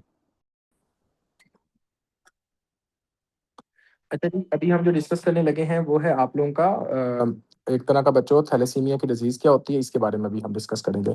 सबसे पहले थैलेसीमिया की डिजीज़ को हम लोग जो है वो आपका पैथोमा की बुक से कवर करेंगे, और उसके बाद जो है वो हम लोग जो कवर करेंगे वो आ जाएगा आपका एक तरह का यूएसएमएल फर्स्ट एड की बुक से कि इसको थैलेसीमिया होता क्या है। आपने सबसे पहले ये कहना होता है कि थैलेसीमिया के अंदर जो सबसे बड़ा जो प्रॉब्लम बनता है वो किसके साथ बनता है। आपने कहना है कि ग्लोबिन चेन की जो सिंथेसिस होती है ना वो कम हो जाती है। जैसे कि आपको पता है कि हीमोग्लोबिन किसके ऊपर मुश्तमिल होता है। आपने कहना है हीमोग्लोबिन आपका मुश्तमिल होता है हीम और ग्लोबिन के ऊपर। तो आपने कहना है कि आपका हीम और ग्लोबिन है, हीम किसके ऊपर मुश्तमिल होता है, आपने कहना आयरन, और दूसरा आपने कहना प्रोटोपोर्फिरिन के ऊपर। अब इसके अंदर जो प्रॉब्लम होती है वो किसके साथ होती है। आपने कहना है जो ग्लोबिन होता है ना उसकी सिंथेसिस सही तरह नहीं होती। अब मैं आप लोगों से क्वेश्चन पूछता हूँ, जब ग्लोबिन सही तरह बन ही नहीं रहा तो मुझे बताओ कि क्या हीमोग्लोबिन सही तरह बनेगा बच्चों। तो आपने कहना कि हीमोग्लोबिन आपका क्या बनेगा, एक तरह का कम बनेगा। जब हीमोग्लोबिन ही आपका कम बनेगा तो ठीक है, तो इसके नतीजे में क्या होगा बच्चों, आपने कहना कि माइक्रोसिटिक एनीमिया होगा। तो एक तरह का बच्चों माइक्रोसिटिक एनीमिया होता है। तो आपने कहना होता है कि हाँ जी जनाब कि एक तरह का इसके अंदर जो मेन प्रॉब्लम होता है वो क्या है। आपने कहना है कि ग्लोबिन चेन कम हो जाती है। जब ग्लोबिन चेन कम होगी, ठीक है, ये कम हो गई तो इसके नतीजे में जो हीमोग्लोबिन बनेगा वो कम बनेगा। जब ये आपका एक तरह का हीमोग्लोबिन कम बनेगा तो इसके नतीजे में आपने कहना होता है कि ये क्या है, आपने कहना है कि इस डिजीज को हम थैलेसीमिया कहते होते हैं। ठीक है बच्चों, उसके बाद आपने कहना होता है कि इसके अंदर हम बेसिकली दो मेजर टाइप्स होती हैं जिसके ऊपर हम डिवाइड करते होते हैं। एक को आप कहते होते हो बच्चों अल्फा थैलेसीमिया, और दूसरे को हम कहते होते हैं कि आपका क्या होता है, एक तरह का बीटा थैलेसीमिया होता है। अभी इन सारी टाइप्स को जो है वो हम एक तरह का डिस्कस करेंगे बच्चों। और एक बात क्या लिखी है देखें, इनहेरिटेड म्यूटेशन कैरियर और protected against the Plasmodium falciparum malaria. अब इसका मतलब क्या है, देखो बच्चों, आपने कहना होता है कि आपका जो मलेरिया होता है ना, वॉइस कट रही है। Hello, hello, okay okay. अभी तो भाई मैंने इतना महंगा अपनी तरफ से नेट लगवा लिया है, अभी भी कटेगी तो अल्लाह ही हाफिज है। तो अब देखें बच्चों, आपने कहना होता है कि इसके अंदर क्या होगा, आपने ये बात अपने जहन के अंदर रखनी है कि एक तरह का थैलेसीमिया के अंदर आपने कहना है कि बी आपकी ग्लोबिन चेन कम होती है। जब आपकी ग्लोबिन चेन कम होगी तो आपने क्या कहना है कि आपका हीमोग्लोबिन क्या बनेगा, एक तरह का कम बनेगा। जब आपका हीमोग्लोबिन कम बनेगा तो क्या होगा, आपने कहना अनीमिया होगा। और इस तरह के अनीमिया को हम क्या कहते हैं, एक तरह का माइक्रोसिटिक अनीमिया कहते होते हैं बच्चों। ये आपने याद करना है कि इसको हम क्या कहेंगे, एक तरह का माइक्रोसिटिक अनीमिया कहेंगे। अब दूसरी बात आपने कहना है कि ये आपका माइक्रोसिटिक अनीमिया जिसके अंदर ग्लोबिन से इतना काम नहीं करती, इस माइक्रोसिटिक अनीमिया को आप थैलेसीमिया कहते होते हैं, एक तरह का थैलेसीमिया कहते हैं बच्चों। ये आपने याद करना है। अब दूसरी बात आपने अपने ज़हन के अंदर बच्चों रखनी है कि एक बंदा जिसको थैलेसीमिया की डिज़ीज़ होती है ना, उसके अंदर बंदे को मलेरिया नहीं होता। वो क्यों? ऐसा कोई बंदा मुझे बता सकता है कि वजह क्या है? देखो बच्चों, आपने कहना होता है कि जो प्लाज्मोडियम होता है ना, फाल्सीपाम जो मलेरिया होता है, प्लाज्मोडियम फाल्सीपाम मलेरिया वो होता है कि जिसने अपना जो लाइफ पीरियड होता है ना, आपका आरबीसीज़ के अंदर पूरा करना होता है। अगर आपकी आरबीसीज़ ही ठीक नहीं है, तो क्या इसका जो लाइफ पीरियड होगा वो सही तरह गुज़रेगा? इसकी रेप्लिकेशन होगी बच्चों, मुझे ये बताइएगा? नहीं होगी। जब ये होगी नहीं तो क्या आपकी बॉडी के अंदर ये इन्फेक्शन काज करवा सकता है? नहीं करवा सकता। तो इस वजह से आपने कहना है कि inherited mutation carrier are protected against the आपने कहना है कि प्लाज्मोडियम फाल्सिपाम मलेरिया। ठीक है, इस वजह से क्या होता है, एक तरह का ये प्रोटेक्ट करता है बच्चों। अब आपने कहना होता है कि एक तरह की इसकी दो टाइप्स हैं। एक कौन सी होती है, आपने कहना कि एक को हम अल्फा थैलेसीमिया कहते हैं, दूसरे को हम क्या कहते हैं, एक तरह का बीटा थैलेसीमिया कहते हैं। मतलब इसके अंदर क्या होती है, एक तरह की दो तरह की टाइप होती है। एक होती है अल्फा थैलेसीमिया, दूसरी होती है एक तरह की बीटा थैलेसीमिया। ठीक हो गया। अब हम सबसे पहले ना बच्चों एक तरह की ये जो जैसे जो टाइप है इन सबको एक तरह का डिस्कस करते हैं। कि आपकी अल्फा थैलेसीमिया और बीटा थैलेसीमिया के अंदर क्या चीज़ होती है, इसके अंदर हम ये देखेंगे। सबसे पहले आपने कहना होता है कि जो आपकी अल्फा थैलेसीमिया होती है ना, इसके अंदर क्या प्रॉब्लम बनता है? आपने कहना होता है बच्चों कि एक तरह का आपका होता है क्रोमोसोम नंबर 16। क्या होता है? एक तरह का क्रोमोसोम नंबर 16 होता है। इस क्रोमोसोम नंबर 16 के ऊपर ना आपके 4 तरह के जीन लगाए जाते हैं आपके। एक जीन ये अल्फा, ठीक है? एक ये अल्फा जीन, एक ये अल्फा और एक ये अल्फा जीन। आपने कहना है कि हाँ जी जनाब, अल्फा जीन कितने होते हैं? 4 होते हैं। कहाँ पे पाए जाते हैं? आपने कहना क्रोमोसोम नंबर 16 के ऊपर, ठीक है? तो आपने कहना है कि 4 अल्फा जीन आपके क्रोमोसोम नंबर 16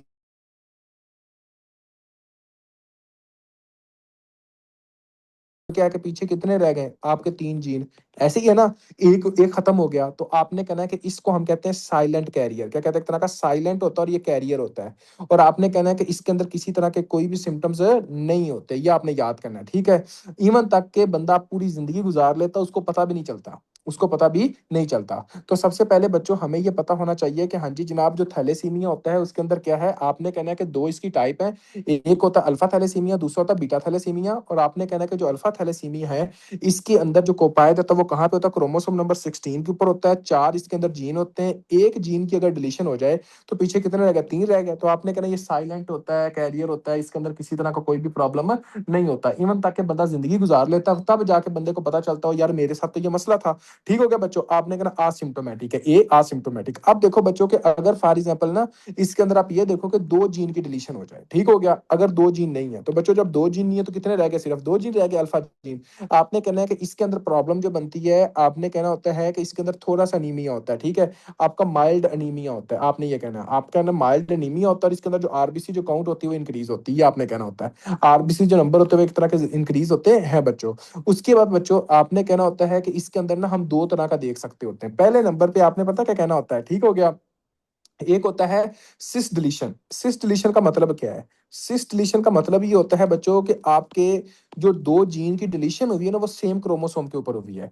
अगर तो 2 जीन की डिलीशन आपके सेम क्रोमोसोम के ऊपर हुई है तो आपने कहना है कि ये एशियन लोगों में होता है ज्यादातर, और उसके बाद ये ट्रांसफर आगे हो जाती है। लेकिन अगर फॉर एग्जांपल आपसे ये कहा जाए कि हाँ जी जनाब कि एक तरह का, अब आपने कहना है कि अगर आप ये देखें कि हाँ जी जनाब आपका सेम क्रोमोसोम के ऊपर नहीं हुई, जस्ट इमेजिन करें ये आपका ए है और ये जनाब एक डिलीटेड हो गया, ये और एक ये हो गया, ये आपका सेम पे तो नहीं ना हुआ, ये डिफरेंट पे हुआ।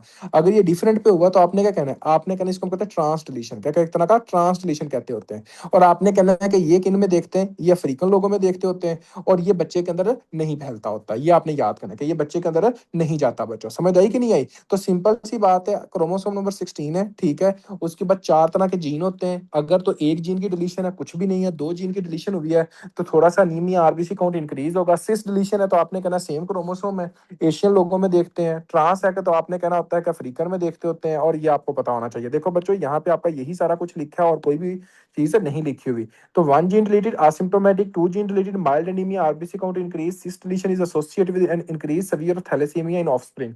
ठीक है? बच्चों के अंदर ये फैलेगा सिस वाला। सिस डिलीशन क्या होगा बच्चों? Is when both deletion occur on the same chromosome. Same के ऊपर होगा, सिस होगा। ट्रांस का is when one gene deleted on each chromosome. आपका मुख्तलिफ होगा। ठीक हो गया बच्चों? आपका आरबीसी इस वजह से इंक्रीज होता है बच्चों क्योंकि आपका जो एक तरह का ऑक्सीजन कैरिंग की जो कैपेसिटी होती है टिश्यू को वो कम मिलती है, आपकी बोन मैरो को ज्यादा मैसेज मिलता है, जिसकी वजह से आपने कहना है कि आपके आरबीसी की प्रोडक्शन ज्यादा हो रही होती है। 3 जीन डिलीटेड के अंदर क्या होता है? आपने कहना है, इसको भी हम आते हैं बच्चों। आपने कहना है कि जिस बंदे के अंदर 3 जीन की डिलीशन हो जाए, फॉर एग्जाम्पल आपको पता है क्रोमोसोम नंबर कितने 16 के ऊपर कितने जीन होते हैं? 4 जीन होते हैं। अब एक बंदा जिसके अंदर जनाब 3 जीन उड़ गए हैं, सिर्फ एक जीन रह गया, ठीक है? एक जीन रह गया, तो इसके अंदर आप क्या देखते हो? आपने कहना है कि जिसके अंदर सिर्फ एक जीन रह जाता है, इसके अंदर पता क्या होता है? आपने कहना है कि इसके अंदर आपका आपका जो प्रॉब्लम होता है कि आपका अल्फा चेन आपकी कम होती है, अल्फा आपका कम है, सिर्फ बीटा ही रह जाता है। आपको पता है ना कि 2 तरह का होता है, एक अल्फा एक बीटा। आपने कहना कि सिर्फ और सिर्फ बीटा ही रह जाती है, और इसका हम एक नाम देते हैं जिसको हम कहते हैं एचबीएच, हीमोग्लोबिन एच। एच का मतलब क्या है? ये एच क्या शो करवाता है? आपने कहना है कि एच ये शो करता है कि हीमोलाइसिस है। हीमोलाइसिस, और हीमोलाइसिस का मतलब क्या है? हीमोलाइसिस का मतलब है कि आपके आरबीसी डैमेज होते हैं। तो आपने सिंपल अल्फाज के अंदर ये कहना है कि जिसके अंदर 3 जीन की डिलीशन होती है उसके अंदर एचबीएच कहते हैं, और अगले एच का मतलब है हीमोलाइसिस। इसके अंदर सवियर आरबीसी की डिस्ट्रक्शन होती है। जब सवियर आरबीसी की डिस्ट्रक्शन होती है तो सवियर अनीमिया होता है। सवियर आपका क्या होता है? एक तरह का अनीमिया होता है बच्चों। ये आपने याद करना है। आई समझ के नहीं आई बच्चों? तो यहाँ पे आपने क्या कहना है कि फॉर एग्जाम्पल आपका एक तरह का बच्चों कि एक तरह का एच हिमोलाइसिस, आपने कहना एच हिमोलाइसिस, ये क्या चेन फ्रॉम, आपने कहना tetramer HPH that damage the RBCs, HBH seen in the electrophoresis. Electrophoresis के अंदर हम क्या देखते हैं, एचबीएच देखते होते हैं। अब वो बंदा जिसके अंदर 4 के 4 जीन की डिलीशन हो जाए, उसके अंदर क्या होगा भाई, आपने कहना अल्फा चेन है ही नहीं, बेबी जो बच्चा जो होता है वो बचता ही नहीं है, ये बेबी नहीं बचता होता जिसके अंदर आपने कहना 4 जीन की डिलीशन होती है। ठीक हो गया, इसको हम क्या कहते हैं, एच बी बार्ट। क्या कहते हैं एक तरह का बच्चों, आपने कहना इसको हम कहते हैं एच बी बार्ट कहते होते हैं। ठीक है बच्चों, ये आपने याद करा। इसके अंदर क्या बेबी सर्वाइव करता नहीं, आपने कहना है कि बच्चा जो होता है वो सर्वाइव नहीं करता होता। इसके अंदर आपने कहना है कि हाँ जी जनाब एच बी बार्ट बनाते होते हैं। और इसके अंदर बच्चों आपने कहना होता है कि डिलीवरी से पहले या डिलीवरी के फौरन बाद बच्चे की डेथ हो जाती है। और इसको हम क्या कहते हैं, हाइड्रोप्स फिटालिस भी कहते होते हैं, एक तरह का हाइड्रोप्स फिटालिस भी कहते हैं बच्चों। ये आपने याद करना। अब मुझे आप लोगों ने एक बात बतानी है बच्चों कि अगर फॉर एग्जांपल ये पूछा जाए कि साइलेंट जो कैरियर होता है वो कौन सा होता है, तो आपने आंसर क्या करना है, साइलेंट कैरियर वो कौन सा है बच्चों, साइलेंट कैरियर कौन सा होता है। तो आपने कहना जो साइलेंट कैरियर के तौर पर काम करता है उसका नाम क्या होता है बच्चों, जिसके अंदर एक जीन की रिलेशन हो। उसके बाद आपने कहना है कि माइल्ड अनीमिया किस में देखते हैं, आपने कहना जिसके अंदर जनाब 2 जीन की डिलीशन है उसको माइल्ड अनीमिया कहते होते हैं। एशियन लोगों के अंदर कौन सी जाती है, एशियन लोगों के अंदर कौन सा जाता होता है, आपने कहना है कि सिस वाला जो होता है वो जनाब एशियन में जाता है। अफ्रीकन लोगों में कौन जाता है, आपने कहना जो ट्रांस वाला होता है वो अफ्रीकन लोगों में जाता होता है। ठीक होगा बच्चों। उसके बाद आपने कहना होता है कि हाँ जी जनाब अगर किसी के अंदर 3 जीन की डिलीशन होगी तो उसको हम क्या कहेंगे, आपने कहना उसको हम कहते हैं एच बी एच डिजीज। क्या कहते हैं एक तरह का एच बी एच डिजीज, यानी कि हिमोलाइसिस सवियर होती है। उसके बाद आपने कहना है कि अगर किसी के अंदर हाइड्रोप्स फिटालिस देखो, एच बी बार देखो, तो उसके अंदर हम क्या कहना है, आपने कहना उसके अंदर 4 जीन की डिलीशन होती है। क्या होती है, एक तरह की 4 जीन की डिलीशन होती है बच्चों। अब दूसरे नंबर पे आ जाओ बच्चों, अब हम आते हैं कि बीटा थैलेसीमिया। अब ये बीटा थैलेसीमिया वाला जो पार्ट होता है वो क्या है, अब अल्फा वाला तो ये सारा कुछ वही है बच्चे। Alpha thalassaemia, minima, no anaemia, silent carrier, alpha thalassaemia minor, mild microcytic hypochromic anaemia होता है। एचबीएच के अंदर क्या होता है, आपने कहना होता है कि moderate to severe microcytic hypochromic anaemia होता है। हीमोग्लोबिन एचबी बार्ड क्या होता है, आपने कहना इसके अंदर गैबा चेन होती है। और hydrops fetalis incomplete with incompatible with life, यानी कि इसके अंदर जो होता है वो लाइफ बंदे की सही तरह नहीं जाती। अब देखिए, अब हम आते हैं बीटा थैलेसीमिया की तरफ, और बीटा थैलेसीमिया को देखते हैं कि क्या होता है। सबसे पहले बच्चों आपने कहना है कि बीटा थैलेसीमिया के अंदर कितने जीन होते हैं, 2 जीन होते हैं, बीटा के अंदर 2 जीन होते हैं। ठीक है। और आपने कहना है कि हाँ जी जनाब ये किस क्रोमोसोम के ऊपर पाया जाता है, क्रोमोसोम नंबर 11 के ऊपर पाए जाते हैं। दोनों जीन जिस क्रोमोसोम के ऊपर पाए जाते हैं, आपने कहना है कि इसको हम क्या कहते हैं, एक तरह का, आपने कहना होता है कि इसको हम ये कहते होते हैं कि एक तरह का क्रोमोसोम नंबर 11। उसके बाद आपने कहना होता है कि जो बीटा थैलेसीमिया होता है ना बच्चों, इसके अंदर जीन की डिलीशन नहीं होती, इसके अंदर मोस्टली हम ये देखते हैं कि म्यूटेशन की वजह से होती है। ये लिख लो, beta thalassaemia is due to, आपने कहना है कि हो सकता है कि इसके अंदर क्या हो, एक तरह की कोई ना कोई म्यूटेशन हो जाए। ठीक है बच्चों। अब एक बात आपने अपने जहन के अंदर बच्चों रखनी है, वो क्या, अगर सिर्फ और सिर्फ एक जीन इफेक्ट हुआ है ना, अगर एक जीन इफेक्ट हुआ है, आपको मैंने क्या कहा था कि आपका इस तरह होता है कि आपका ये बीटा बीटा होता है। ठीक है। अब इस बीटा बीटा में अगर आप ये देखो कि सिर्फ एक जीन इफेक्ट हुआ है, ठीक है बच्चों, बाकी जीन ठीक है, बाकी जीन जो एक तरह का ठीक है, दूसरा जीन ठीक है, तो इसको हम कहते होते हैं बीटा। अब देखें ये अगर डैमेज हो गया, आपने कहना इसको हम कहते हैं बीटा थैलेसीमिया माइनर। क्या कहते हैं, एक तरह का beta thalassaemia minor. Beta thalassaemia minor के अंदर क्या होता है, आपने कहना कि थोड़ा सा अनीमिया होता है, बंदा नॉर्मल लाइफ गुजारता है, आरबीसी की जो काउंट है ना वो ज्यादा हो जाती है इसकी, जैसे कि माइल्ड अनीमिया हमने देखा था ना, जिसके अंदर 2 जीन की डिलीशन होती है, ये आपने याद करना। और इसके अंदर हम टारगेट सेल देखते हैं, थैलेसीमिया के अंदर टारगेट सेल देखते हैं। आपको पता है टारगेट सेल क्या होता था, ये मैंने कल बताया भी था, जो इस तरह निशाना बनता होता है। ठीक है। दूसरी बात मुझे आप ये बता दो कि अगर फॉर एग्जाम्पल ना बच्चों कि आपकी एक तरह का, अगर दूसरा पॉइंट अगर हम ये देखते होते हैं कि जिसके अंदर 2 जीन की डिलीशन हो जाए, मतलब कि दोनों जीन सही तरह काम नहीं कर रहे, उसको हम क्या कहते हैं, आपने कहना उसको हम कहते हैं बीटा थैलेसीमिया मेजर। एक तरह का बीटा थैलेसीमिया मेजर कहते हैं। और इसके अंदर जो बेबी होता है वो एक तरह का, आपने कहना होता है कि इसके अंदर बीटा चेन होती ही नहीं है। अब एक बात अपने जेहन के अंदर रखनी है आप लोगों ने, वो क्या बच्चों, ये बात आपने इस तरह कहनी होती है कि देखें कि एक तरह का ये वाला जो बच्चा होता है ना, इसके अंदर आपका ये देखने में नॉर्मल होता है। अगर आपसे कोई बंदा पूछे कि भाई क्यों देखने में नॉर्मल होता है, जब ये डिलीवरी होती है, आपने कहना है कि डिलीवरी के बाद, डिलीवरी के टाइम ये नॉर्मल होता है। उसकी रीजन ये होती है कि जो माँ के अंदर जो फीटल हीमोग्लोबिन होती है ना बच्चों, वो जनाब प्लेसेंटा को क्रॉस करके ना, ठीक है, वो बच्चे के अंदर आती है, और बच्चे को एचबीएफ जो होती है ना वो ऑक्सीजन देती रहती है। ठीक है। और उसके बाद आपने कहना है कि हाँ जी जनाब, एक वक्त आता है कि फीटल हीमोग्लोबिन फिर खत्म हो जाती है, तो फिर सिम्टम्स आते हैं। बच्चों समझ आई कि नहीं आई? अब देखें, मैं ये कह रहा हूँ, एक फीटल हीमोग्लोबिन होती है जब बच्चा इंट्रा यूट्राइन पीरियड के अंदर होता है, तो आपकी एक हीमोग्लोबिन होती है, उसको हम कहते हैं fetal haemoglobin.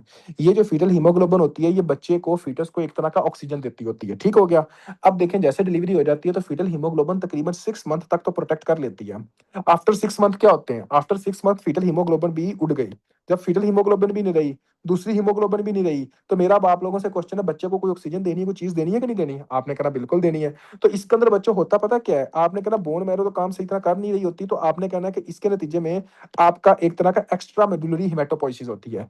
Extra medullary haematopoiesis का मतलब क्या है? देखो बच्चों, मैंने कल लेक्चर के अंदर मैंने एक बात की थी कि जब बच्चा इंट्रा यूट्राइन पीरियड के अंदर होता है, तो सबसे पहले आपने कहना होता है कि जो आपका एक तरह का, आपकी जो आरबीसीज की प्रोडक्शन होती है वो कहाँ से होती है? वहां पे लिखा था यॉर्क सैक, ठीक है। फिर उसके बाद क्या लिखा था? आपने लिखा था लीवर, फिर क्या लिखा था? स्प्लीन, फिर क्या लिखा था? एक तरह का बोन मैरो, ठीक है। अब इस बात को थोड़ा सा गौर करें। आपने कहना है कि अब देखें, जो नॉर्मल बोन मैरो है उधर से तो सही तरह आपकी आरबीसीज की कमी हो गई है, तो आपने कहना है कि लीवर के जो सेल्स होंगे वो ज्यादा से ज्यादा आपके क्या होंगे? एक तरह का इंक्रीज होंगे, वो कहेंगे कि मैं खून पैदा करूं। जब लीवर के सेल्स जो होंगे वो कहेंगे कि मैं ब्लड पैदा करूं, तो इसके नतीजे में क्या होगा बच्चों? आपने कहना हिपैटोमीगैली हो जाएगी, आपने कहना स्प्लीनोमीगैली हो जाएगी। ठीक होगा बच्चों? आपने कहना हिपैटोस्प्लीनोमीगैली ये हो जाएगी। और आपकी जो बोन मैरो है ना बच्चों, जो आपकी दूसरी, आपने कहना कि उधर से तो होती रहेगी, लेकिन अब आपका जो ब्लड पैदा करने के लिए आपका जो फेस की हड्डियां और आपकी जो सर की हड्डियां है ना, वो भी कोशिश करना शुरू कर देंगी। ठीक हो गया? जिसके नतीजे में आपने कहना कि क्रू कट अपीयरेंस, क्या होता है? एक तरह का क्रू कट अपीयरेंस और चिपमंक फेस बनता होता है। क्या एक तरह का चिपमंक फेस बनता होता है? ये आपने याद करना है बच्चों। तो ये किस में होता है? बीटा थैलेसीमिया मेजर में होता है। ठीक हो गया बच्चों? और आपने कहना है कि हमारा जो मेन पर्पज है वो क्या है? हमारा पर्पज ये होता है कि किसी तरह हम फीटल हीमोग्लोबिन को ज्यादा पैदा कर सके। और फीटल हीमोग्लोबिन को ज्यादा करने के लिए जो मेडिसिन होती है उसको हम कहते हैं हाइड्रोक्सी यूरिया। ये आपने याद करना है, ठीक है? हाइड्रोक्सी यूरिया, ये आपका बायोकेमिस्ट्री के अंदर हम एक चीज पढ़ेंगे, राइबोन्यूक्लियोटाइड रिडक्टेज एंजाइम। ये hydroxy urea ribonucleotide reductase enzyme को इनहिबिट करती होती है, ठीक है। लेकिन अभी हम ये देखते हैं कि इसके अंदर क्या है। सबसे पहले आप लोगों ने क्या कहना है? आपने ये कहना है बच्चों कि इसके अंदर होगा क्या। फॉर एग्जांपल पॉइंट म्यूटेशन, ये अगर हम आते हैं बीटा थैलेसीमिया की तरफ, ठीक है। Point mutation is splice site Kozaks की, आपने कहना होता है इसके अंदर अगर हम देखते हैं कि फॉर एग्जांपल, एक मिनट, बीटा थैलेसीमिया ये हो गया, एक मिनट रुको। अच्छा जी, point mutation splice site are Kozak consensus। उसके बाद आ जाए sequence promoter are the chromosome number 11। तो क्रोमोसोम नंबर 11 इफेक्ट होगा, लो बीटा ग्लोबिन सिंथेसिस होगी, और एब्सेंट या बिल्कुल एब्सेंट होगा। High prevalence in the Mediterranean population for severe cases gene therapy beta globin editing. उसके बाद कहने restore beta globin production and reduce the transfusion dependence. अब सबसे पहले आपने कहना है कि बीटा थैलेसीमिया माइनर में क्या होता है? माइक्रोसिटिक अनीमिया HbA2 का जो लेवल होता है बच्चों वो ज्यादा होता है, ठीक है। HbA2 क्या है? बच्चों मेरी बात को थोड़ा सा गौर करना है। आप लोगों ने कहना है कि हमारी बॉडी के अंदर ना दो कितनी तरह की हीमोग्लोबिन होती है। सबसे जो मेन हीमोग्लोबिन होती है उसको हम कहते हैं HbA, ठीक हो गया। उसके बाद जो होती है उसको हम कहते हैं HbA2। उसके बाद जो होती है उसको हम कहते हैं HbF, ठीक है। जो HbA होती है ना बच्चों, इसको हम कहते हैं अल्फा टू बीटा टू। क्या कहते हैं? एक तरह का अल्फा टू और बीटा टू कहते होते हैं, ठीक है। और ये पाई जाती है अडल्ट के अंदर नॉर्मल, ये हमारे अंदर नॉर्मल पाई जाती है। HbA2 जो होती है, आपने कहना इसको हम कहते हैं अल्फा टू डेल्टा टू, ठीक है। ये आपकी बहुत कम होती है। HbF ये होती है अल्फा टू गैमा टू, ठीक है। ये भी आपकी क्या होती है? एक तरह की ये बहुत ही कम होती है, ठीक है। अब देखें कि आपको पता है कि अब जब आपकी बीटा चेन नहीं होगी तो ये तो वैसे ही उड़ जाएगी, ठीक है। तो हम क्या देखेंगे? सबसे ज्यादा जो कंसंट्रेशन होगी वो HbA2 की होगी, अल्फा टू डेल्टा टू वाले की, ठीक है। ये आपने ये कहना है। अब आपने कहना है कि जिसके अंदर बीटा थैलेसीमिया इंटरमीडिएट या मेजर आप देखते हो उसके अंदर क्या होगा? आपने कहना सीवियर माइक्रोसिटिक एनीमिया होगा विद टारगेट सेल है। उसके बाद आपने क्या कहना होता है कि इसके अंदर जो साइज होगा बच्चों वो मुख्तलिफ होगा, रिक्वायरिंग ब्लड ट्रांसफ्यूजन। तो हमने सिर्फ ब्लड ट्रांसफ्यूजन ही तो करनी, क्योंकि उसकी बोन मैरो पैदा ही नहीं कर रही भाई, ठीक है। उसके बाद क्या है? आपने कहना है कि मैरो एक्सपेंशन होती है, crew cut appearance. Marrow expansion का मतलब क्या है? कि जब उसकी अपनी यहाँ से नहीं होगी तो वो मुख्तलिफ जगह पे जहां पर भी बोन मैरो या दूसरा होगा वहां से आपकी आपकी आरबीसी की प्रोडक्शन होना शुरू हो जाएगी, जिसकी वजह से क्रू कट अपीयरेंस और उसके बाद skeletal deformity, extra medullary haematopoiesis होगा, हिपेटोस्प्लीनोमेगाली हो जाएगी, ठीक हो गया बच्चों? आपने ये कहना है। उसके बाद यहाँ पे क्या लिखा हुआ है कि एक तरह का high risk of parvo B19 induced aplastic crisis है, यानी कि इस बंदे के अंदर क्या होगा कि पार्वो B19 वायरस के अंदर क्या होगा? इन्फेक्शन होगी, जिसकी वजह से अप्लास्टिक एनीमिया हो सकता है। उसके बाद आपने कहना कि फीटल हीमोग्लोबिन ज्यादा होती है, HbA2 become symptomatic after 6 month when fetal hemoglobin decline is protective। तो मैंने क्या बात की थी, यही बात की थी ना बच्चों, क्रोनिक हेमोलाइसिस पिगमेंटेड, और जिसके अंदर हेमोलाइसिस होती है बच्चों, गाल स्टोन कितनी तरह के होते हैं आपको पता है कि हाँ जी, जीआईटी के अंदर हमने ये कहा था कि गाल स्टोन होते हैं बेसिकली 3 तरह के, किसी बुक में 2 तरह के लिखे होते हैं, एक होता है कोलेस्ट्रॉल के स्टोन, दूसरे होता है पिगमेंटेड स्टोन, एक होता है मिक्स स्टोन। तो आपने कहना है कि इसके अंदर क्या होगा, जिस बंदे के अंदर हेमोलाइसिस होती है उसके अंदर हम मिक्स पिगमेंटेड स्टोन देखते होते हैं। तो अब इसके अंदर आप क्या देखो, पिगमेंटेड गाल स्टोन देख सकते हो, ठीक होगा बच्चों। उसके बाद आपने ये कहना होता है कि फॉर एग्जाम्पल बच्चों कि जिस बंदे के अंदर ना आप ब्लड दे रहे हो, एक बच्चा है, ये एक है पर्सन है, ये पर्सन बी है। अब इसको एक तरह का थैलेसीमिया की बीमारी है, अगर इसको थैलेसीमिया की बीमारी, तो इसके अपना खून तो पैदा हो नहीं रहा, तो थैलेसीमिया वाले बच्चे को खून हमने हर दफा देना होता है। जब आप खून दे रहे हो तो इसके अंदर क्या है कि इस बच्चे के अंदर बहुत ज्यादा आयरन जा रही है। जब इसके अंदर बहुत ज्यादा आयरन जा रही है तो बच्चों ये बात आपने अपने जेहन के अंदर रखनी है कि आयरन आपकी बॉडी से निकलती नहीं है, कोई ऐसा मैकेनिज्म नहीं है कि आयरन आपकी बॉडी से निकल सके, सिर्फ स्किन और मेंस्ट्रुअल साइकिल के जरिए फीमेल के अंदर से निकल सकती, वरना नहीं। तो ये आयरन जो होगी ना वो हमारे बॉडी के अंदर इकट्ठी होना शुरू हो जाएगी। यही आयरन फिर बॉडी में कहाँ पे इकट्ठी होती है, आपने कहना है ये आयरन आपके लीवर के अंदर इकट्ठी हो सकती है, जिसकी वजह से लीवर सिरोसिस हो सकता है। आपने कहना है कि यही जो आयरन होती है ना बच्चों, ठीक है, आपने कहना है कि जब आपके पैंक्रियाज के अंदर इकट्ठी हो सकती है, जिसकी वजह से डायबिटीज मेलाइटस हो सकता है। नंबर 3 आपने कहना है कि आपका गायनेकोमेस्टी हो सकता है एस्ट्रोजन का लेवल ज्यादा होने की वजह से। उसके बाद बच्चों आपने कहना है कि टेस्टिकुलर एट्रोफी हो सकती है, ठीक है। ये सारी की सारी बातें जो है वो आप लोगों ने बच्चों याद रखनी है, ठीक है, कि इसके अंदर हम ये देखते हैं। क्लियर है बच्चों, क्योंकि ये इंतहाई इंपॉर्टेंट पॉइंट है, ये आपको पता होना चाहिए। इसको हम कहते हैं हीमाक्रोमाटोसिस, ब्राउन स्किन होती है, ज्वाइंट पेन होती है, ये सारी की सारी चीजें जो है वो आपने एक तरह का अपने जेहन में रखनी है बच्चों। होप सो आप लोगों को समझ आ गई होगी। यहाँ तक कोई सिंगल ऐसा बच्चा जिसको किसी भी पॉइंट की नहीं समझ है, वो बंदा क्वेश्चन पूछ सकता है, वरना हम आगे कंटिन्यू करते हैं। मेरे ख्याल में जनाब यहाँ तक आपका ये एक तरह का बीटा थैलेसीमिया वाला भी क्लियर हो गया बच्चों, ठीक है। तो अब बातें हैं जनाब, आपको ना चलो फिर वही बात है ना, यहाँ से भी एक बार पढ़ा दूं ना कि आप ये ना कहो कि सर जी यार देखो वहां पे तो कुछ और लिखा हुआ है, वहां पे। अब देखो बच्चों कि यहाँ पे क्या है, अल्फा हो सकती है, इफेक्ट दोनों की होती है। अब देखिए alpha thalassaemia is usually due to gene deletion, ये आपका हो गया था, यहाँ तक हमने कर लिया था। उसके बाद आपने क्या कहा था कि एक तरह का, हमने क्या पढ़ा था, एक तरह का थैलेसीमिया, थैलेसीमिया के अंदर क्या था, is usually due to genetic mutation. उसके बाद point mutation the promoter or splicing site, mostly हम म्यूटेशन देखते हैं, ठीक है। इसके अंदर अब क्या होता है, आपने कहना होता है seen in the African Mediterranean descents two beta gene are present on the chromosome number 11, mutation result in absent, या एक एब्सेंट होगी और diminished B positive produced of the beta globin chain. Beta thalassaemia minor में क्या होता है कि एक उड़ता है, अब देखिए ये एक उड़ा है, माइनर में एक प्लस पॉजिटिव है, एक ठीक है। Is a mildest form of the disease and usually asymptomatic when increase RBC count. Microcytic hypochromic anaemia हम देखते हैं टारगेट सेल्स के ऊपर। Haemoglobin electrophoresis shows slightly decrease HbA, ये कम हो जाती है, एचबीए2 बढ़ जाता है, एचबीएफ जो होता है वो भी आपका एक तरह का 2% हो जाता है, ठीक है। बीटा थैलेसीमिया मेजर क्या है, आपने कहना सर बी थैलेसीमिया के पेशेंट का में अल्फा भी इफेक्ट होती है जब बच्चे जब ब्लड ट्रांसफ्यूजन करते हैं तो उसकी वजह से, मतलब ब्लड ट्रांसफ्यूजन की वजह से तो आयरन डिस्टर्ब होगी उसमें, ये क्यों इफेक्ट होगा।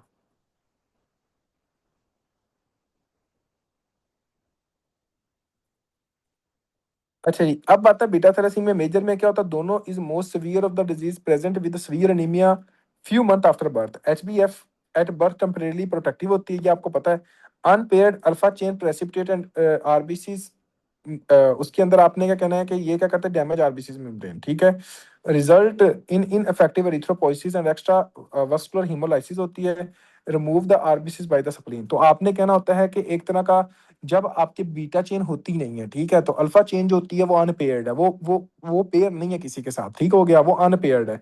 जब वो अनपेयर्ड होती है तो वो आपकी आरबीसीज को वो भी डैमेज करती है, जब आपकी अल्फा चेन भी डैमेज करती है तो फिर क्या होगा, आपने कहना है कि आपको पता है कि जो भी आपके आरबीसीज डैमेज होते हैं उसको आपका मैक्रोफेजी स्प्लीन लेके जाता होता है। तो ये आप देखते होते हैं, इसके अंदर क्या होगा, मैसिव एरिथ्रॉइड हाइपरप्लेजिया होगा, एक्सपेंशन ऑफ द हेमेटोपोइसिस स्कल, जिसकी वजह से हम क्या देखेंगे बच्चों, क्रीकॉट अपीयरेंस। उसके बाद क्या देखें, फेशियल की वजह से क्या देखें, चिपमंक फेस, ठीक है। एक्स्ट्रा मेडुलरी हेमेटोपोइसिस, आपने क्या कहा, हेपेटोसेप्लिनोमेगाली है, पार्वो बी 19 की वायरस की इन्फेक्शन है। क्रोनिक ट्रांसफ्यूजन से क्या होगा, सेकेंडरी हीमाक्रोमाटोसिस।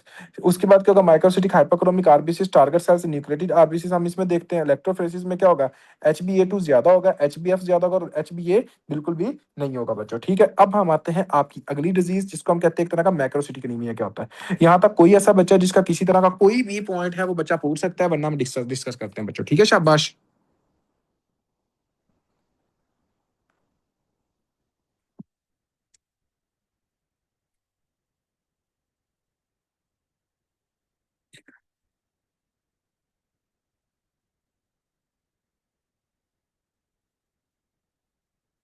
अच्छा बच्चों, आपके पास एक पेशेंट आया, ठीक है, उस पेशेंट के अंदर आपने देखा कि फॉर एग्जांपल उसके अंदर हो क्या रहा है।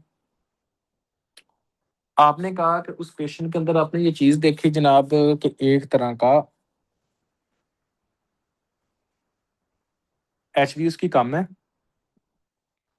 एचबी क्या एक तरह की उसकी कम है, आरबीसी कम है, हिमेटोक्रिट कम है। तो आपने क्या कहा, शाबाश, आपने ये कहा कि इसको क्या एक तरह का अनीमिया है। अगर ये अनीमिया है तो अगला जो काम होता है वो क्या होता है, आपने कहना है कि अगर ये अनीमिया है तो अगला जो काम होता है वो ये होता है कि हमने एमसीवी को देखना है। अब आपने इस बंदे के अंदर क्या देखा, एमसीवी को देखा। जब आपने इसके अंदर एमसीवी को देखा तो एमसीवी क्या था, आपने कहना है कि वो 100 से ज्यादा था। जब वो 100 से ज्यादा था तो आपने क्या कहा कि ये कौन सा अनीमिया है, आपने कहना है ये मैक्रोसिटिक अनीमिया है। ये कौन सा अनीमिया एक तरह का, आपने कहना है कि ये मैक्रोसिटिक अनीमिया होता है बच्चों। अब जैसा कि आपने कहना है कि ये माइक्रोसिटिक एनीमिया है, तो इसके अंदर जो फर्दर जो चीजें आपको पता होनी चाहिए वो क्या है। आपने कहना है कि एक तरह का माइक्रोसिटिक एनीमिया हम इस वजह से देखते हैं जब आपका डीएनए प्रॉपर नहीं बनता। ठीक है, डीएनए प्रॉपर नहीं बनता। आपने कहना होता है कि डीएनए का मेन काम क्या होता है, सेल को डिवाइड करना। तो जब आपका डीएनए प्रॉपर नहीं बनेगा तो जो सेल होगा वो डिवाइड नहीं होगा। जब सेल डिवाइड नहीं होगा तो सेल का साइज क्या होगा, ज्यादा हो जाएगा। तो आपने कहना जब सेल का साइज ज्यादा होगा तो वो क्या होगा, आपने कहना इसको हम कहते हैं मैक्रोसाइट्स। ठीक है। और आपने कहना कि जब ये छोटी वेसल से गुजरेंगे आपके बड़े साइज के वाले सेल से तो वहां पे क्या होगी, डिस्ट्रक्शन होगी। जब वहां पे डिस्ट्रक्शन होगी तो क्या होगा, खून की आरबीसी की क्या होगी, कमी होगी। और जब आरबीसी की कमी होगी तो इसको हम क्या कहते हैं, हम अनीमिया कहते हैं। आई समझ के नहीं आई, शाबाश बच्चों, यहाँ तक कोई ऐसा सिंगल बच्चा जिसको किसी तरह के कोई एक पॉइंट की समझ नहीं है बंदा पूछ सकता। ठीक है बच्चों। उसके बाद आपने कहना है कि सिर्फ इसमें से आरबीसी नहीं बल्कि जो न्यूट्रोफिल्स होते हैं वो भी इफेक्ट होते हैं। और उसके अंदर हम हाइपर सेगमेंट्स देखते होते हैं जिसको हम कहते हैं हाइपर सिगमेंटेड न्यूट्रोफिलिया कहते होते हैं, हाइपर सिगमेंटेड न्यूट्रोफिलिया कहते हैं बच्चों। तो आपने कहना इसके अंदर हम हाइपर सिगमेंटेड न्यूट्रोफिलिया देखते हैं बच्चों। अब यहाँ पे आपको पता चला, उसके बाद हम फर्दर जाते हैं और यहाँ पे देखते हैं कि आगे का सीन है क्या होता है बच्चों। यहाँ पे अब आप लोगों को पता होना चाहिए कि जैसा कि आप लोगों को ये सारी चीजें मैंने बता दी, आपने एक बात और अपने जेहन के अंदर रखनी है कि यहाँ पे क्या है, एक तरह का anaemia with MCV more than 100 किसकी वजह से होता है, मोस्टली या तो विटामिन बी 9 की वजह से होगा या विटामिन बी 12 की वजह से होगा। ये वाला अनीमिया जो मैक्रोसिटिक अनीमिया है वो आपके यूएसएमएल फर्स्ट एड की बुक के अंदर ज्यादा बड़ा लिखा हुआ है। पहले हम इधर से पढ़ेंगे फिर उसके बाद उधर जाएंगे, ठीक है, परेशान नहीं होना। अब आपने कहना है कि वही बात है, ठीक है, आपका विटामिन बी 9 और विटामिन बी 12 क्यों खून की कमी करवाता है, आपका मैक्रोसिटिक एनीमिया करवाता है। आपने कहना है कि विटामिन बी 9 और विटामिन बी 12 दोनों जो होते हैं ना, ये आपके एक तरह का डीएनए बनाने में हेल्प करते होते हैं। तो भाई आप सिंपल सा ये कह सकते हो कि जब आपका विटामिन बी 9 और विटामिन बी 12 की कमी होगी तो आपका डीएनए सही तरह नहीं बनेगा।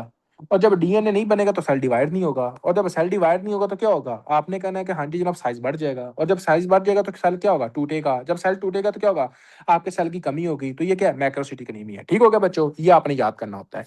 उसके बाद देखें बच्चों, जैसा कि folate and vitamin B 12 are necessary for the synthesis of the DNA precursors.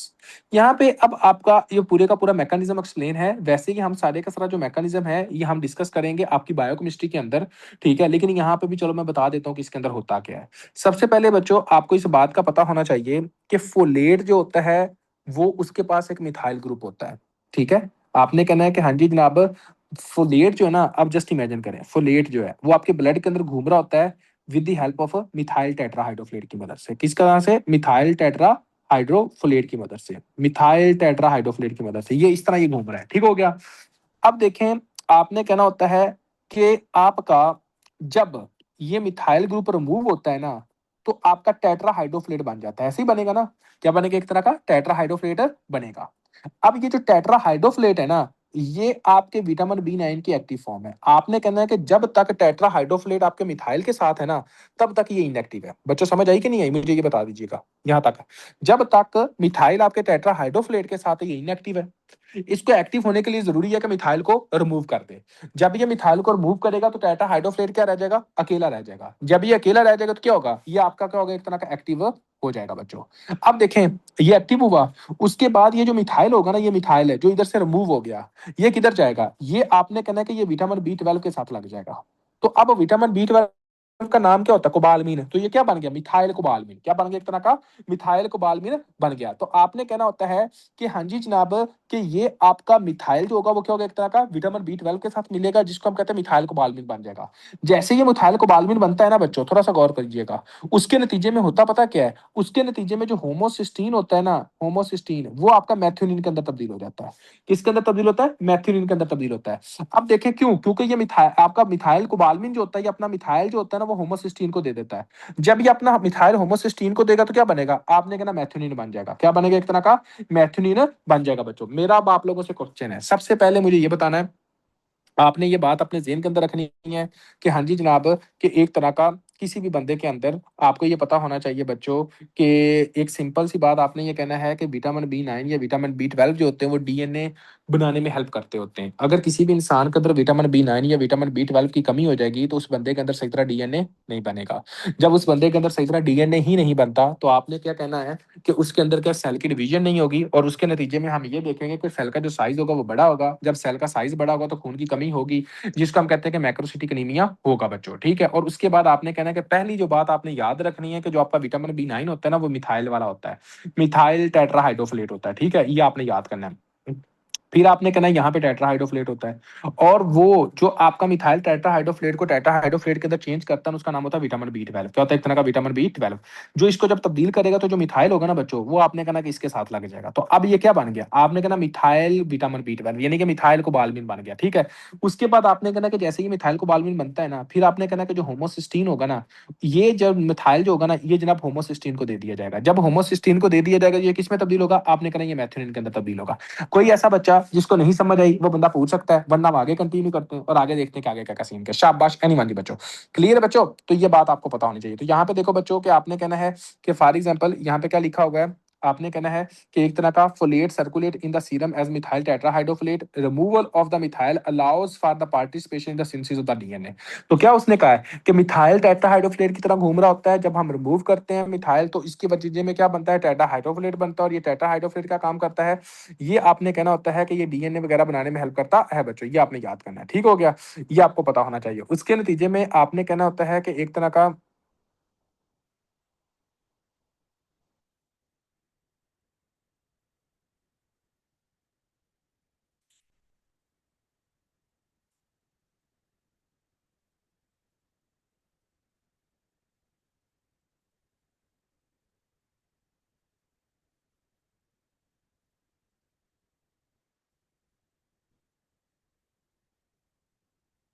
एक मिनट बच्चों रुकिएगा।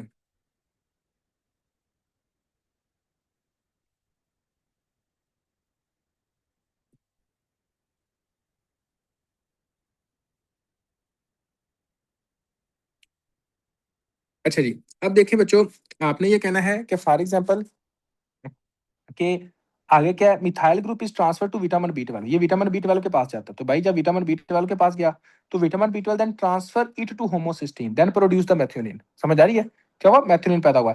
लैक ऑफ फोलेट और vitamin B12 impair synthesis of the DNA, इसकी वजह से डीएनए की सिंथेसिस को एक तरह की कम होगी। इंपेयर्ड विजन और enlargement of the RBC precursor lead to megaloblastic anaemia, ये आपको पता है। Impaired vision of the granulocyte precursor lead to hypersegmented neutrophilia. Megaloblastic change is also seen in rapidly dividing intestinal epithelial cells.